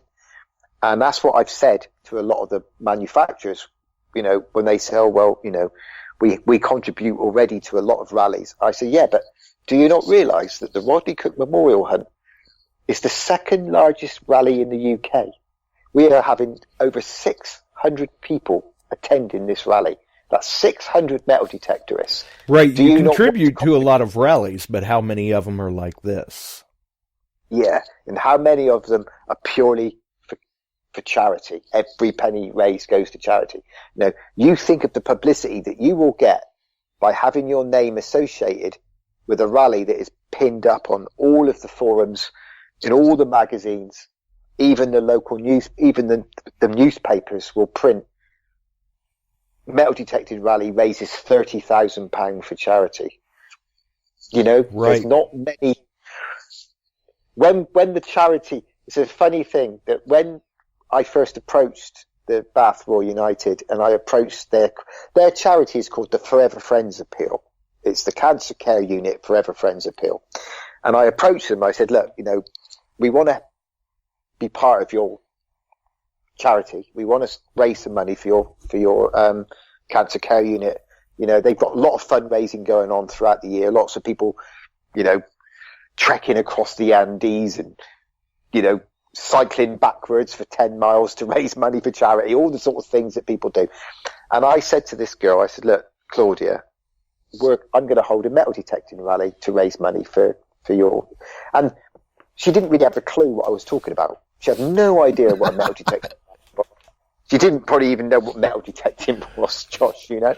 I'll bet after last year's event, though, they know all too well. Oh. She said, okay, well, that sounds a good idea. And she mentioned it to to her boss, who was like the patron of the charity. And he came up to me at the awards evening when we were presented with a plaque as a community fundraiser because we'd raised so much money. And they only give it to people who raise a certain amount. And he came up to me, he said, Gary, he said, I've got a confession to make. He said, when Claudia first came into the office and she told me that you were going to be raising some money by a metal detecting rally, we all really didn't take it very seriously. He said, I don't mean that in a derogatory way. He said, but none of us really knew what she was on about. We didn't know what a metal detecting rally was. And we all thought, you know, they might raise a couple of £100 for the cause. And he said, so we didn't really take much notice of it. He said, but when you held your event and you'd had the rally, and Claudia came in to the office on the Monday, and and I said to her, well, how much did that metal detecting rally make? She stood up and she said, try and have a guess. And there was a couple of people would say, oh, £1,000. And she goes, they raised £27,000. And he goes, it's as true as I'm stood here, Gary. He said, it was a spit your coffee out moment. Right, you've got our attention now, sir. And, you know, it's like in the movies where they sort of like taken a sip of spitting out. When he said, we all hit the floor. He said, we all literally, everybody in the office suddenly stopped and looked at her, and we all went, how much? And she goes, £27,000. And we all had to look again and went, how much? £27,000. And he said, I honestly, it was jaw dropping. He said, we just all looked at each other and went, why did we not take these guys more seriously? 27. Oh my God. And that is great. Yeah, and he said to me, he said, look, he said, I don't want you to, please don't take it the wrong way. He said, but we just couldn't believe it. He said, we literally there's coffee being spat out all over the office. He said, and he said, but it was in a good way. And obviously now they know what we're capable of. And they just couldn't believe that you could raise so much money just by metal detecting. You know, it was amazing. People, like he said, we've got people who train for months to trek to the Andes and they raise £5,000, £6,000. You put on a metal detecting rally and raise 27.5 in 3 days. How do you do it? But people just don't realise that, you know, metal detectorists are so, they're so, you know, if you give them a good area to go and metal detect, if you give them a good area to hunt, they'll pay £50 for that privilege for the weekend, and they will do it. And they will. It's almost like, you know, if you book them, they will come, sort of thing. You know, and it is like that. You book a good area. If you can get a good site, metal detectorists will swarm from all over the UK, and they'll do it happily. Yeah, you know, and that's what I've explained to them. You know, we could get 500 people over a weekend easy, paying 50 quid a head. You do the math, you know, £50 a head at 500 people, plus raffle tickets, plus donations, plus other ways of raising money during the weekend. Before you know it, you got £30,000. Yeah. In it, you know, and you can get a few good sponsors involved as well to cut your costs down. Or, you know, we've got a couple of sponsors we're working on at the moment who are willing to help put money towards the chemical toilets that you need to provide. You know, it's like I touched on earlier. People don't realise, Josh, how much work goes into organising a 3-day event like that. You know, it's huge. Right. A lot of work's involved. It's not just a question of booking a field. There you go, guys. Go and enjoy yourself. It's a lot more complicated than that, you know. Yeah, it's not like just going, hey, you know what? Let's do an event and let's do it next weekend. No, there's months and months of planning and organizing and everything else that goes into it, even before the event. So a lot of times, for many people out there, they show up at an event. They're there for a day or 3 days, and they go home and they say, "Oh yeah, we had a great time." And they don't even realize the scale of things, of the time and effort and energy that goes into the 3 days or 1 day or whatever that they got to come and participate in and be a part of and enjoy. Exactly. You know, it's the paperwork involved. It's the booking ins. You know, it's the admin side of just taking that individual's name, address, and money, and giving them a reference number for when they arrive. You know, it's the spreadsheets that are involved. It's the insurance that you've got to take out. You know, it's finding the site. You got finding you got to tick every box, and you can't just pick a field and just say, right, there you go. You've got to get a field that's got camping, so they can all come and put their RVs and their tents and their caravans and things, you know, their mobile homes. You've got to have a camping field. You've got to have fresh water, you know. You've got to give them somewhere in the evening to go and have a drink and somewhere to eat. So you've got to hire a marquee. You've got to get a bar. You've got to get entertainment. You know, you've got to advertise the event. You've got so much to do leading up to 3 days. And then you've got to go out and get raffle prizes. You've got to speak to manufacturers. You've got to get sponsors. You've got to get people involved. You've got to spread the word, you know. But it's one thing I have found, it's a lot easier this year than what it was last year because of, I suppose, the popularity of last year. It's made my job a lot easier this year because a lot of the hard work has been done. Right, because so now they're coming to you. Yeah, we're bouncing off of last year's success. So we can say, look, we're running Rodney Cook, like the booking, for instance, this year. We had 300 people booked before we could even blink of an eye. You know, people, we had an email, an email list of people from last year. So we just sent out a general email to everybody who was here last year saying, you know, we're pleased to announce we have a site, we have a location, we have a date. Are you interested in coming to the Rodney Cook Memorial Rally again this year? And out of 300 emails that we sent out from our mailing list from last year, 280 have pre-booked already from last year. Phenomenal. 280. So, that is great. Yeah, it's going to be a great weekend, Josh, you know, and but the most important thing is we're raising money for a good cause, you know, we really are. Exactly.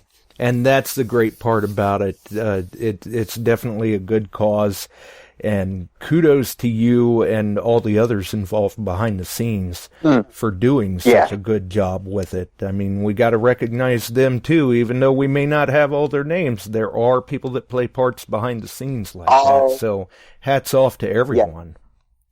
Yeah. All I can say is all of my friends, they know who they are, who are helping with the rally.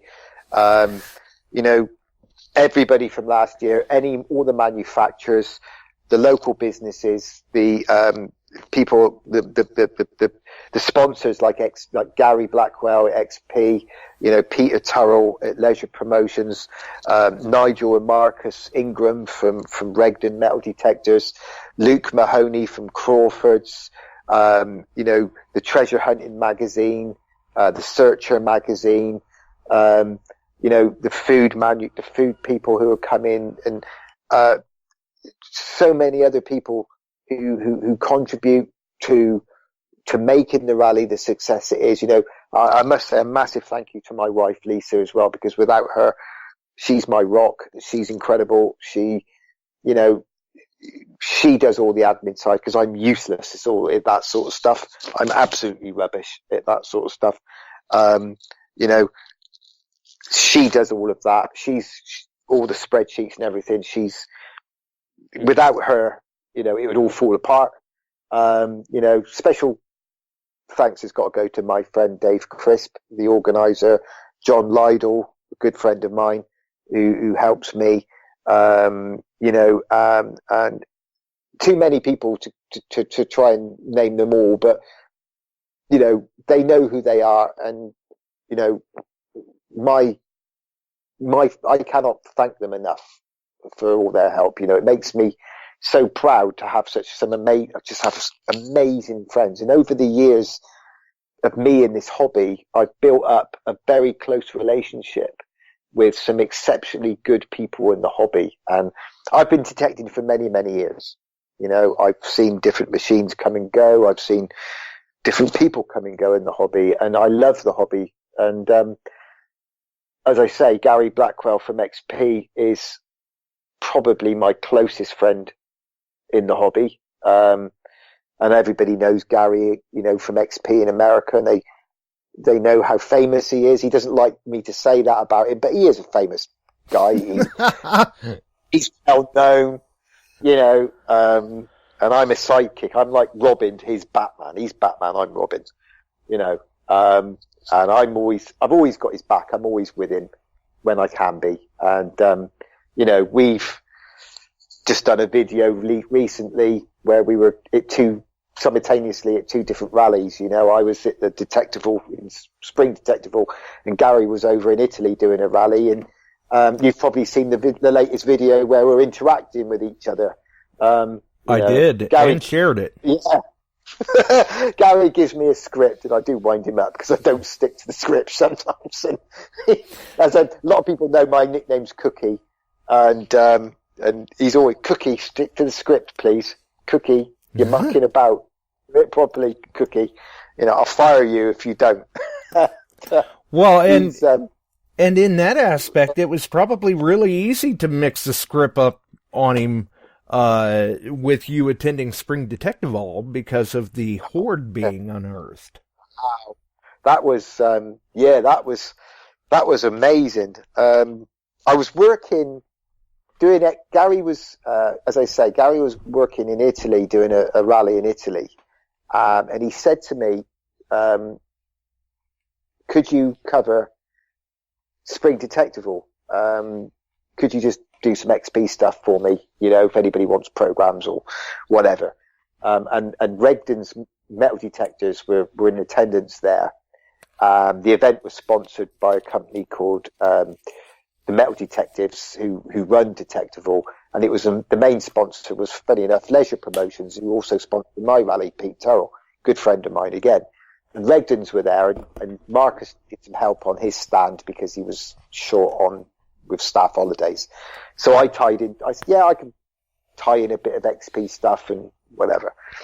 And me and Gary thought it'd be a good idea to do a video link where I'm in Speed Detective, Gary's in Italy, and we interact with each other on the video, you know, sort of like, hi Gary, how's it going in Italy? And yeah, I'm all right, Gaz, how are you doing over in the UK?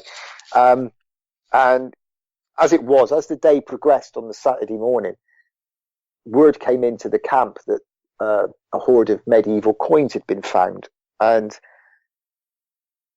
you know how rallies are and hunts are. It's like Chinese whisper, you know. By the time the rumor gets to the camp, it's gone from maybe 5 coins to 5,000 coins, you know. But the rumor was that there were some gold coins mixed in amongst these. So me and Pete Turrell, one of the sponsors of the rally, thought, right, let's go and find out for ourselves. We went up to the Hoard site, and it was incredible. These few guys had found a few hammered coins, silver hammered coins, medieval coinage from the 12th, 13th century. I think they were Edward I pennies with a few other hammered coins mixed in, Scottish hammered coins and Irish hammered coins, all from roughly the same era. But they'd also found the Holy Grail of hammered coins, which was a gold hammered. And these were full gold nobles. And in 20 years odd of metal detecting, I've only ever found one hammered coin gold, one gold hammered. And it is a gold full noble. Exactly the same coin is what these guys had found. But the count when I got there was 4 already. Right. It took me 20 years to find one. These guys had found 4 in 20 minutes. So I was thinking, wow, you know, this is something special. So I got the camera out, started doing some video and footage, and started chatting to people. And as it was, at the end of the day one, Saturday, I think they found nearly 300 silver hammered pennies and 10 full gold nobles. Right, but that wasn't the end of it. No, that wasn't the end of it. They went into Sunday, and they were continuing to come out, and the archaeologists were there, and they were doing it properly, and everything was being dug correctly in line with the laws of, well, not so much the law, but in line with the archaeologists, and they were dictating how things were progressing. They were dictating how things were going to be dug up and whatever. And I was watching it and recording it and everything else, and doing stuff for camera so Gary could use the footage later on, you know, for the video. And it was awe-inspiring watching it, because the final count was 12 full gold hammered coins, nobles. These, if anybody wants to look up, just Google Edward III gold noble, and you will see the size of these gold coins. They are awesome. Or if you check the Beyond Sight and Sound page, or even my timeline, I was spreading that all over the internet. Yeah, and as I say, I've managed to been lucky enough to find a full hammered gold coin, a full noble. So, you know, I know what it's like to find one, but these guys have found 12 in one area. And I think the count at the moment, although they are still counting them, I think it's 600 silver pennies, 600. So, you know, it was a class find, and yeah, it was very privileged to be there and to be part of it and to watch it being excavated. And I've been very lucky over the years. You know, I've got to see lots of things get found, and I've seen Roman coins being dug out of the ground, and I've even been privileged to see a Roman hoard be excavated, but this was something else, this was a hammered hoard, and it was amazing. And I think the only thing I've seen, that was probably beats it, to be fair, was a friend of mine, Dave Crisp, who's actually one of the main organisers of the Rodney Cook hunt. He is, he has the honour of finding the largest single hoard of Roman coins ever found in the UK. He found the largest single pot of Roman coins ever found. He found a clay pot that contained nearly 53,000 Roman coins. Wow. That was wow. That's a lot of coins. If you want to Google, Josh, and have a read, just Google the Froome Hoard, and that's Frome, the Froome Hoard, and it's it was made in 2010, I think it was now, by a man called Dave Crisp, and he's a very good close friend of mine. He's a fellow organizer of the hunt, Rodney Cook hunt, and he found this pot, and as I say, inside it was just over 52,000 coins of Roman coins. And that was amazing. Huge pot of Roman coins I've ever seen. Amazing to find. Absolutely phenomenal. Yeah. That hoard that I've seen probably has got the edge over the hammered. This one at Detectival was an incredible, because there was 12 gold coins mixed in amongst of it, which always hammered gold as well, which is really, right. 12 really gold nobles.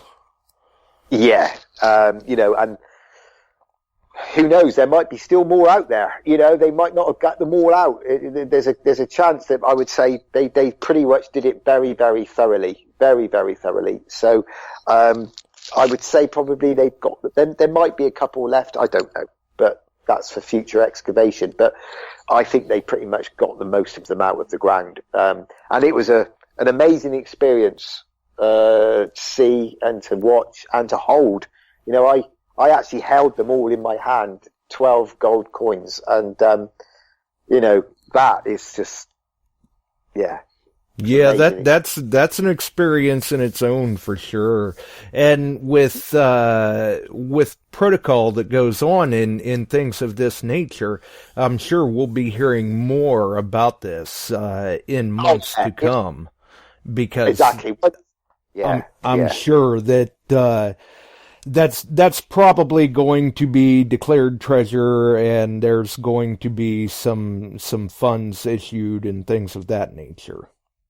Oh, yeah, it's 100% treasure, because it complies to the treasure laws. You only have to find 2 silver or precious coins that contains 10% precious metal together to be classed as a hoard, which means it's treasure. So yeah, I think we've got that very well covered.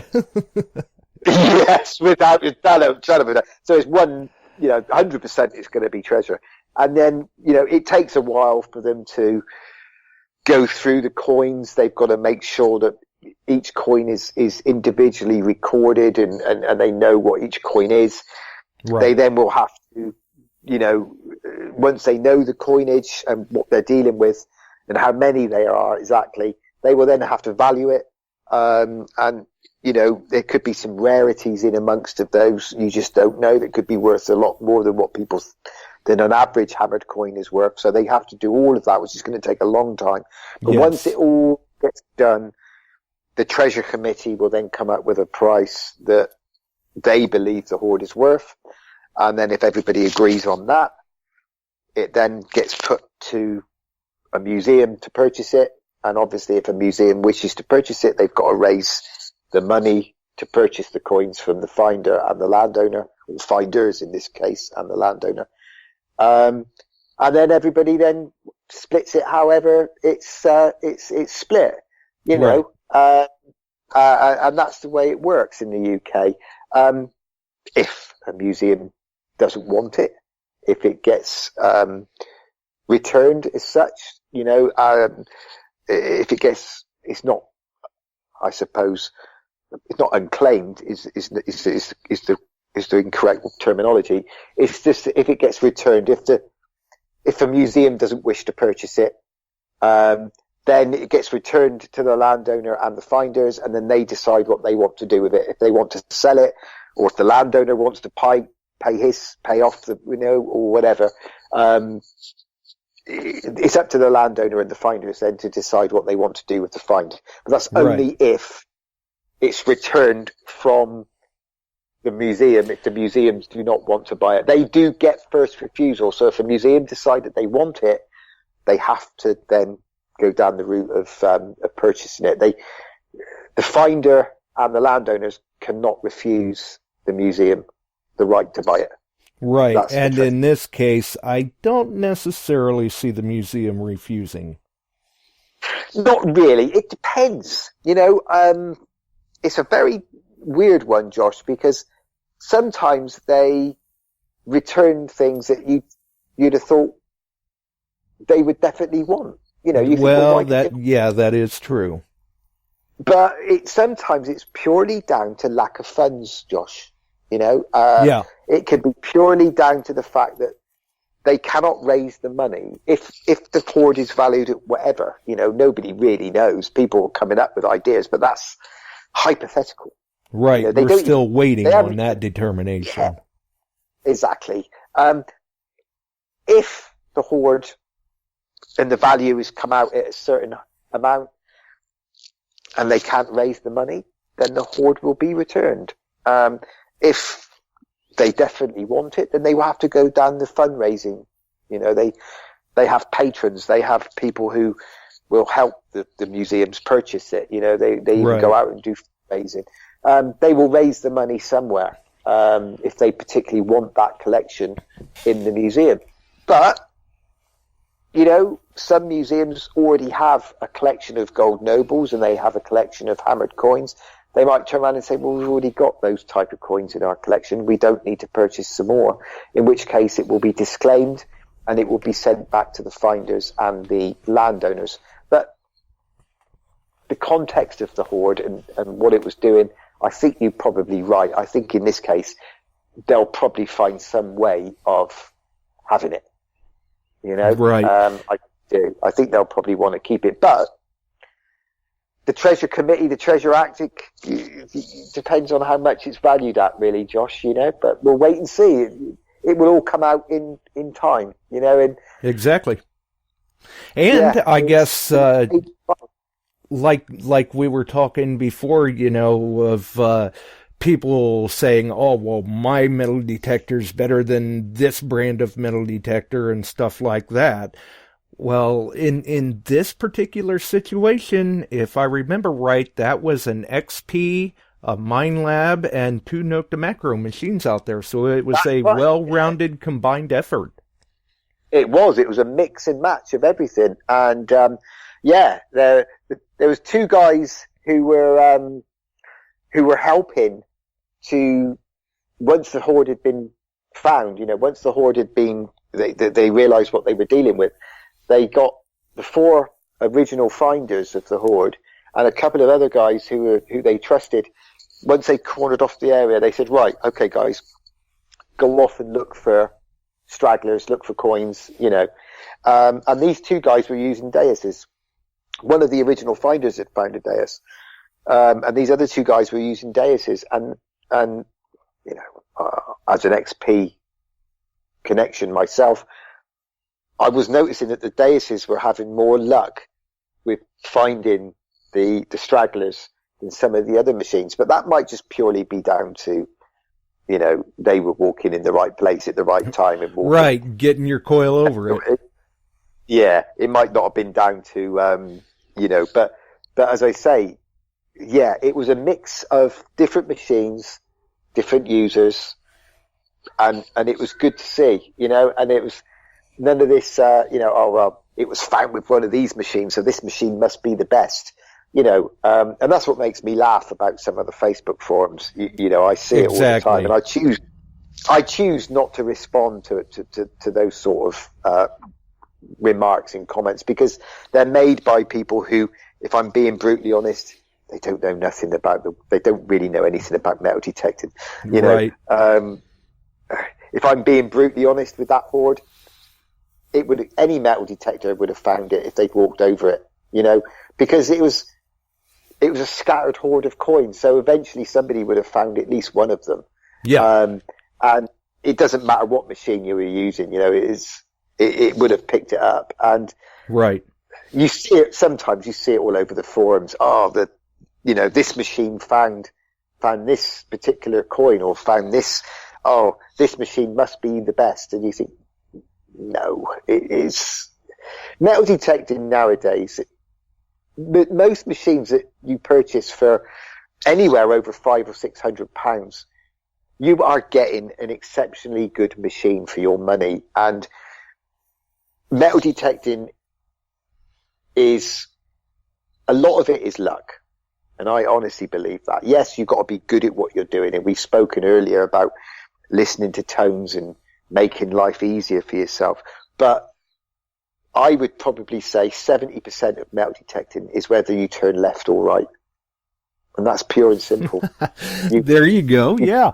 Yeah. And I gotta say, I mean, when I heard of the news coming out at Detectival, when I found out about it, I was quite pleased myself to hear that, because it was a group of people, a mix of detectors. It's like, okay, so everybody kind of got to play a part, so that we're not going to hear none of this, oh, this is the best, or anything like that. Mm. It was a refreshing change. Yeah, and you know, I've been to rallies where you've got manufacturers with test beds, and they set these test beds up, and they say they challenge people to bring their metal detector over and try out their test bed, and you know, come and have a go on our test bed, and we'll prove that our metal detector is better than your detector that you're particularly using. And I think to myself, you know what, if you want to go on that test bed with your metal detector and be made a fool of, you crack on. Because what people don't realize, and I might probably get shot down in flames by people hearing this, but I honestly believe that if you're setting up a test bed, the first thing you do when you set that test bed up is you know exactly the depth of every coin or artifact that you bury in that test bed. It's disturbed soil, so you know where that coin is in that particular area. You know the depth of that coin. You know the angle of that coin. You know the size of the coin. You set your machine up to find every single one of the coins that you've pre-buried. You then invite people to come along with their machines set up in their setup to try out the test bed. They don't know where the coin is in that particular area of the test bed. They don't know what type of coin it is. They don't know the depth of that coin. They don't know the angle that that coin is buried. So of course they're going to have varied amounts of success. And then the people say, well, look at this machine. This machine gets every one. Look. That's because the person who set the test bed up knows exactly where the coins are. They know what they are, and they know exactly how deep they are, so they can set their machine up to find every one. So these poor mugs who are coming along and having a go with their machines can't find particular ones on it. Our machine can, look. Yeah, but okay, fine. You tell me what the coin is, the size of it, and how it is, and I'll set my machine up, and I can guarantee you I'll find it. But people don't. And they get suckered into this new machine must be amazing because it's finding every one of these coins on the test bed, and my machine can't find half of them. No, because your machine isn't set up the correct way to find those ones. And I always say, do you know what your best test bed is? Your best test bed is the field itself. Exactly. I tell people on the show many, many times that I understand the concept of the test garden. I realize that a lot of people put a lot of faith in it and all of that, but realistically, You can wave your coil over that test garden all day long and be happy with the results you're getting, but nothing beats real in-field scenario and experience. Exactly. What people don't realise, Josh, sometimes is that the field in question that you're metal detecting could be quite completely different scenario to your test bed at home or the test bed at the rally, whatever. You know, the test beds at home and at the rallies, you've disturbed the soil, you've reburied the coin is in disturbed ground. Yes, I know some of the fields have been turned over with the plough and everything, but the real test is out there in the field, and it's how good your machine performs in the field. You might set your machine up to find a particular coin in your test bed at a certain depth, at a certain angle in the ground or on edge or something. You take your machine out into a field 150 miles away, and your machine can perform completely different. Absolutely. And I always say to people, I test my machine out in the field. And I like to look for coins that are in undisturbed ground. It's ground that's the coin's been lying there for centuries or for 50 years or 100 years. You know, that's how I will then test my machine. Yes, I completely agree with you. The test beds do give you a chance to find, you know, and get your machine set up. And I always use a comparison. If you're a hunter and you're shooting and you want to zero in your gun, you go on an indoor shooting range and you have a set target 150 yards away, and you zero in your rifle to 150 yards target. So you know that at 150 yards, you can zero in your rifle. But if you go out into the field and hunt, and there's a rabbit or there's a fox or whatever you're shooting 150 yards away, you can't take into account wind, right, and atmospheric conditions. You've based everything on You've based everything on a perfect situation and scenario, and once you get out into the field, you realize there are variables that are introduced. Exactly, and you're zeroing in your rifle to a windless internal situation, but when you get out into the field, you suddenly realize, like you said, there's different variables. There's wind, there's weather conditions, there's atmospheric conditions. All these things can change that scenario so that if you pull that trigger, you miss your target. And it's the same situation with metal detecting. You can zero in your metal detector to find your target in your test bed because you know in your test bed that coin is 7 inches down. It's on edge. It's a silver coin. It's a certain size. It's not next to any iron. It's bang on. But if you get out in the field and you find a coin 6 inches down, 4 inches down, like your test bed, but it's next to a piece of iron, or it's in an air pocket, or there's pockets of air above it, it's completely different kettle of fish. So right, different moisture elements, different mineralization.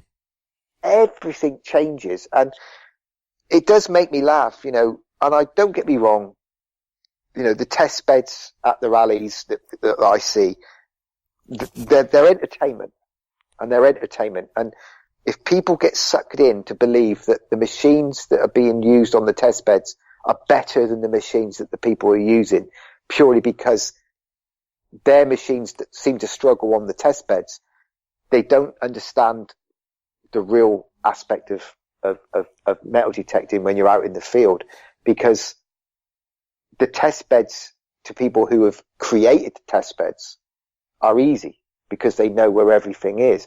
It's almost as if you know what the answers are to your test paper when you go into an exam, you know that you've got 15 questions and you know the answer to every question. When you go into your test exam, you're going to pass with flying colors because you know the answer to every single question.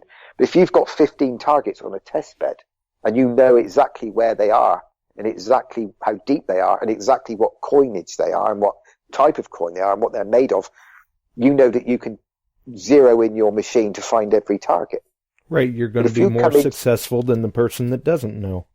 Exactly. If you come into that test arena not knowing where any of those targets are, and if you go in to do your exam and you don't know the answer to any of your 15 questions on that test paper, you might get 10 out of 15 right. You're not going to get all 15, and it's the same with the test bed. You might find 10 targets out of 15, and you might miss 5. And then you look at the people who have done the test bed and they found all 15, you automatically think that their machine is better than yours. No, they've just set their machine up slightly differently to find that target. They just, you could do the same with your machine. Yeah, they may have just had a leg up on it. That's right. If you're given time and you're given all the variables that you require, so they give you all of the information that you need, that you can find that coin, then you can set your machine up and find that coin if you know what you're doing with your machine. Now, to be fair, on some of the test beds, they might say, this is a cut quarter buried at 4 inches to give you a fighting chance. But I still don't think that the test beds are a fair reflection and prove that one machine is better than another. I think it's a lot to do with the user of that machine, whether they know that they can set their machine up in a certain way. And I get it all the time. I get challenged at rallies sometimes by people coming up to me saying, come on, Cookie, come and show us how good you are. Come and have a go on our test bed and prove to me that you know your dais inside out and your dais is better than my machine. And I always decline. I say, no, thank you. I prefer to test my machine out in the field. I don't need a test bed to tell me that my machine is good or bad. And I don't need a test bed to convince anybody that I'm a good detectorist, because there's no such thing, I don't think, as a professional detectorist. People sometimes out there, professional detectorists. There's no such thing, Josh. It's people who have got a lot of respect in the hobby are people who know what they're talking about. I wouldn't say they're professionals, but they are people who have gained respect and they have took time to learn what metal detecting is all about. Right, they're experienced, they're knowledgeable. Yeah, and they've accepted that 70% of metal detecting is all down to luck. Which way you turn on that particular day, if you turn left or you turn right, determines if the gold coin is on your left, or if you move slightly more to the left than you would normally. Lots of different factors. Now, I'm not saying that some form of skill comes into it, because if you're listening for targets, and to some people with certain machines, you listen and you can hear a slight twig, like that guy I spoke to about ages ago now with the hammered coin situation where he was convinced it was iron. Yeah, absolutely. With the proper skill set, you are better prepared to be more successful. Exactly. And research as well. Research the land. Give yourself a fighting chance. It's like I said before, I like every single variable, and I like all the odds to be in my favor if I can. And what I mean by that is I like to set my machine up to a certain way on the field. If I look at a field and I do some field walking, do my history on the fields that I'm going to be in, do a bit of research on the internet, look at maybe old trackways that used to be in the field, old walkways. Are there any old settlements nearby? Is there any Roman villas or in the past or anything marked on old maps? And look in the field for pottery or pipes, anything that can give you an idea of where people were living and working and whatever, or walking. So you know where to go. Anybody can pick a metal detector up and walk into a field, and they could be lucky. You might hit something straight away. But then you get lots of people who give up metal detecting because after 3 weeks and they haven't found a pot of gold, they think the hobby's rubbish. They walk off or they leave it. Right. But research, it makes is a massive part of metal detecting. Researching the land first, before you go on it. Just spend a bit of time working out roughly where on your new permission is good to go. Absolutely. I know people are really eager to get out there and hunt straight away, and yeah, you look for the hot spots, but you also do a bit of research before that to give yourself a fighting chance of finding something.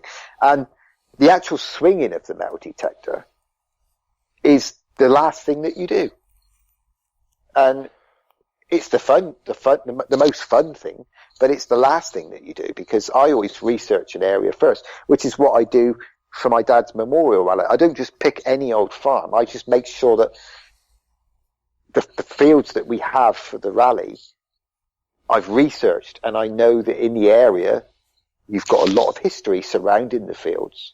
So it gives the guys who are coming, who are paying their good money to attend the rally, at least I give them a fighting chance of finding something. I'm not sending them out onto barren fields and fields that have got no history on them at all. And that's not what we're about. I want people to go away from the rally having a fun weekend, but also maybe with a few good finds in their back pocket as well.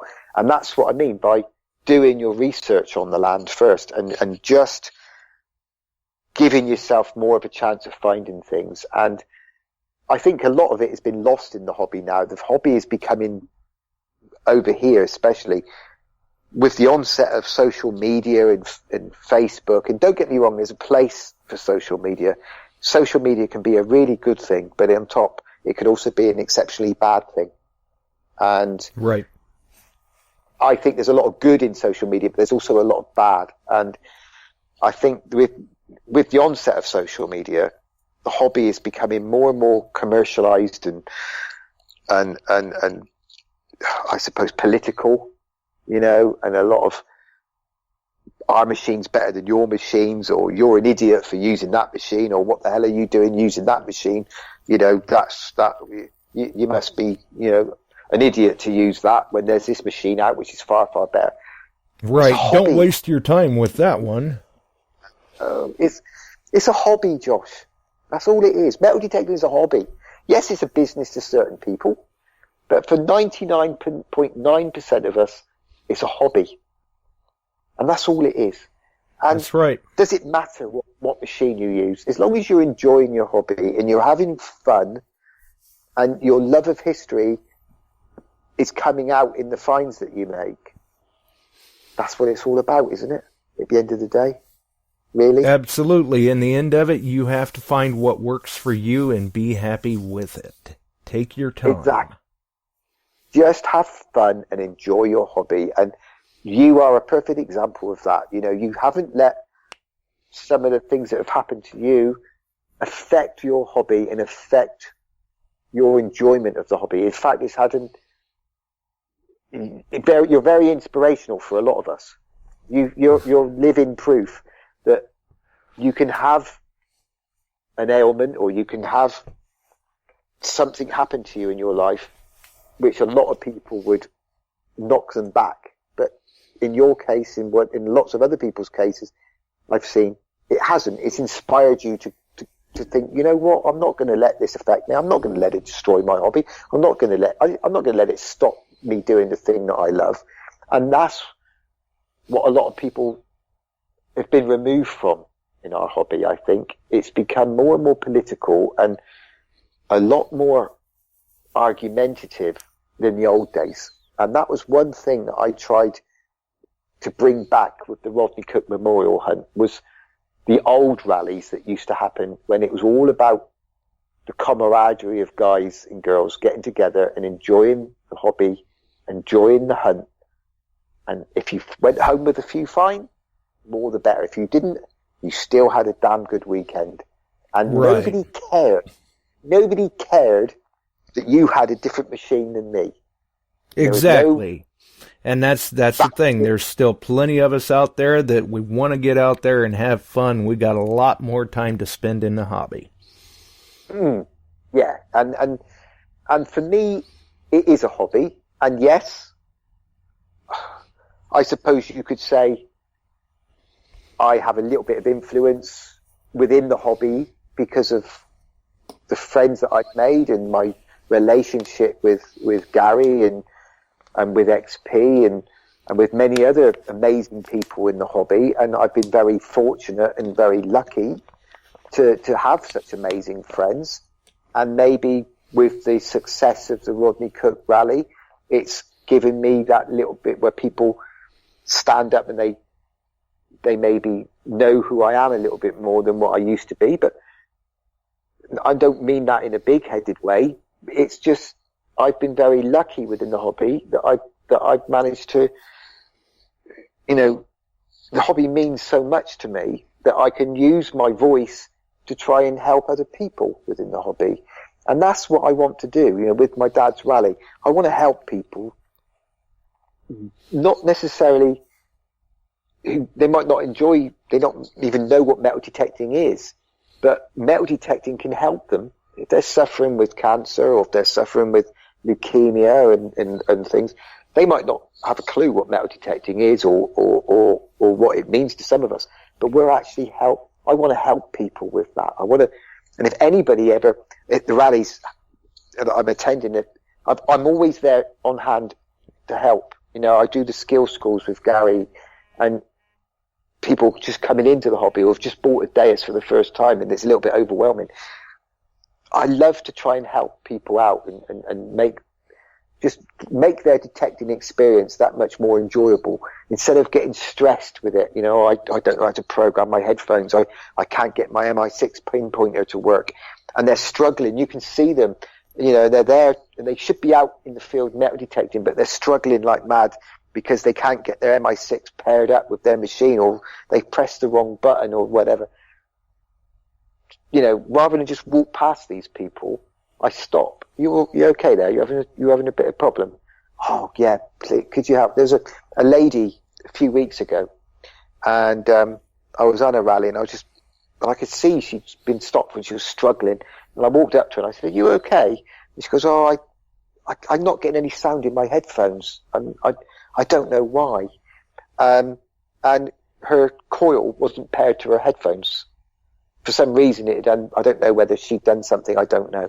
And I could see her getting more and more stressed, and she was obviously getting quite, tetchy with it. So I just said, "Look, okay, don't worry about it. A couple of minutes. There you go."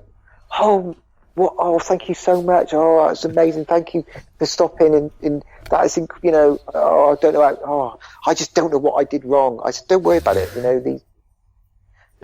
Right, you were the hero for the day. I wouldn't quite go that far, George, but I didn't. I could see that she was struggling, and Exactly.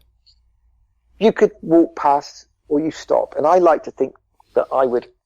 It doesn't matter whether it's not even in metal detecting, if in any aspect of life, it's easy to walk away, isn't it? It's easy to walk on the other side of the road or to cross over. Yep. And not get involved. But if we all did that, the world would be a very, very sad place. And it can be quite a sad and horrible place, but it can also, there could be a lot of, look at what's happened in Sri Lanka over the last day or so, the atrocities that happen. If we all crossed on the other side of the road, it would be even worse, wouldn't it? And absolutely. I've always tried to not be one of those people, and if I can help, she might have turned around and told me to mind my own business. If she had done, fair enough, But at least you took the time to offer. That's right, and that's the sort of thing that I wanted to instill at the Rodney Cook, my dad's memorial rally, was that sense of camaraderie between detectorists, rather than laugh and think, well, while she's stood there fiddling around, I could be out detecting around her and find all the good stuff. I haven't got time to help. I want to be out in the field metal detecting, I've only got a day, so I'm going to be out. I want to maximize my time in the field. Rather than to be like that, we try to instill a sense of camaraderie, You're right there. Why don't you try? Here's some settings for you. I find this program works okay on that machine. Have a go on that, and that's what people liked about it. We were going back to the old days, and I think before social media, the rallies were a lot more friendly and a lot more camaraderie, and nobody really gave a monkeys about what machine you used and what type of machines. But since the onset of social media, the downside of that is it's created a lot more anti-certain machine forums. So you might have a MindLab forum, and they're very anti-XP or whatever, and vice versa. You could have an XP forum, and the people on there are very anti-MindLab, or whatever machine, or what you're using that machine for, what a piece of junk. I don't care what machine people use. It makes no difference to me. If you're happy with it, and it finds you stuff, crack on. Right, get out there and use it. And enjoy yourself. And I particularly like and use XP, and I have done for many, many years. And I was very lucky to have a Deus within the first week of it being released. And I've used XP from very early days when they first came out. And I still use XP. But I've used other manufacturers' machines before. And they're very capable. You've found what works well for you. Yeah. But I don't belittle people who don't use XP. Yeah, I have banter with my friends who might use other machines, but that's the difference. There's a difference between having a bit of fun and banter to belittling people. Yes, and absolutely. I expect you've seen it as well, Josh. Sometimes it can turn into pure hatred. Oh, absolutely. Yeah, it gets downright ugly sometimes. Yeah, and it saddens me to see it. And I try not to get involved, because I think if you get involved, and Gary Blackwell has got exactly the same mentality as me. In fact, I probably learn a lot from Gary. And many times Gary has said to me, Cookie, don't get involved, mate. Don't retaliate. And just ignore it. Right. Don't play the game. You just stoop to their level. Yeah, I get goaded sometimes on Facebook. I get goaded on the forums. Sometimes people try to goad me into an argument or try to get me involved in arguments that are and Gary always says to me, Gaz, just ignore it. Don't get involved. And Gary doesn't, you see. Gary doesn't get involved. Right. He there's no point in Gary getting involved because he's the face of XP, because he is the media guy for Europe for XP. And obviously, he's well known as that.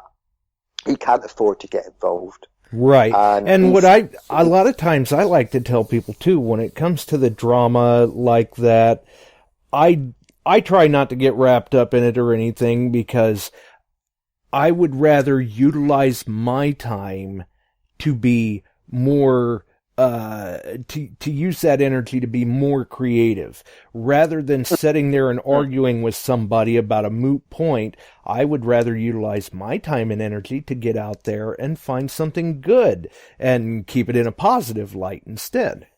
Yeah. And it reflects back to what I was saying earlier. It's a hobby at the end of the day.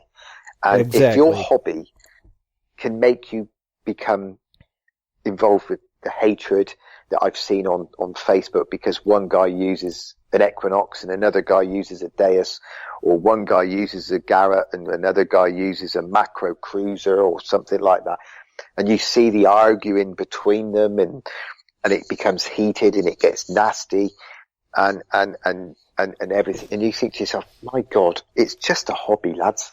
Right. And at the end of the day, we're all searching for history, regardless of what we're swinging. But exactly. Then again, I guess, speaking of the end of the day, we're probably getting pretty close to the end of yours. Well, yeah, we've had a really good conversation, haven't we? I know, time really got away, but You have just been You've got such some- a pleasure. You got some serious editing to do, haven't you? 'Cause Gary will probably be listening in on this saying, I told you Cookie can talk for England. Once he gets going, he doesn't shut up. And I can be a bit like that, I'm afraid. I'm very passionate about the hobby, as you can probably tell. That's quite all right.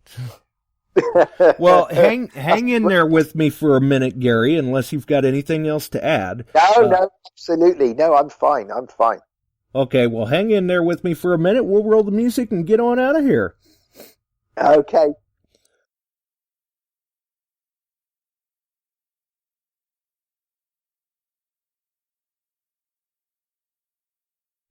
All right, so that was Gary Cook. Definitely a pleasure speaking with him. We did let time kind of get away from us, but hey, when the conversation's rolling like that, I was just absolutely thoroughly enjoying myself. So for everyone else, if you enjoyed the show, make sure and hit the like, follow us, and check out those links in the description. We'll see everyone else on the pages. Have a wonderful evening.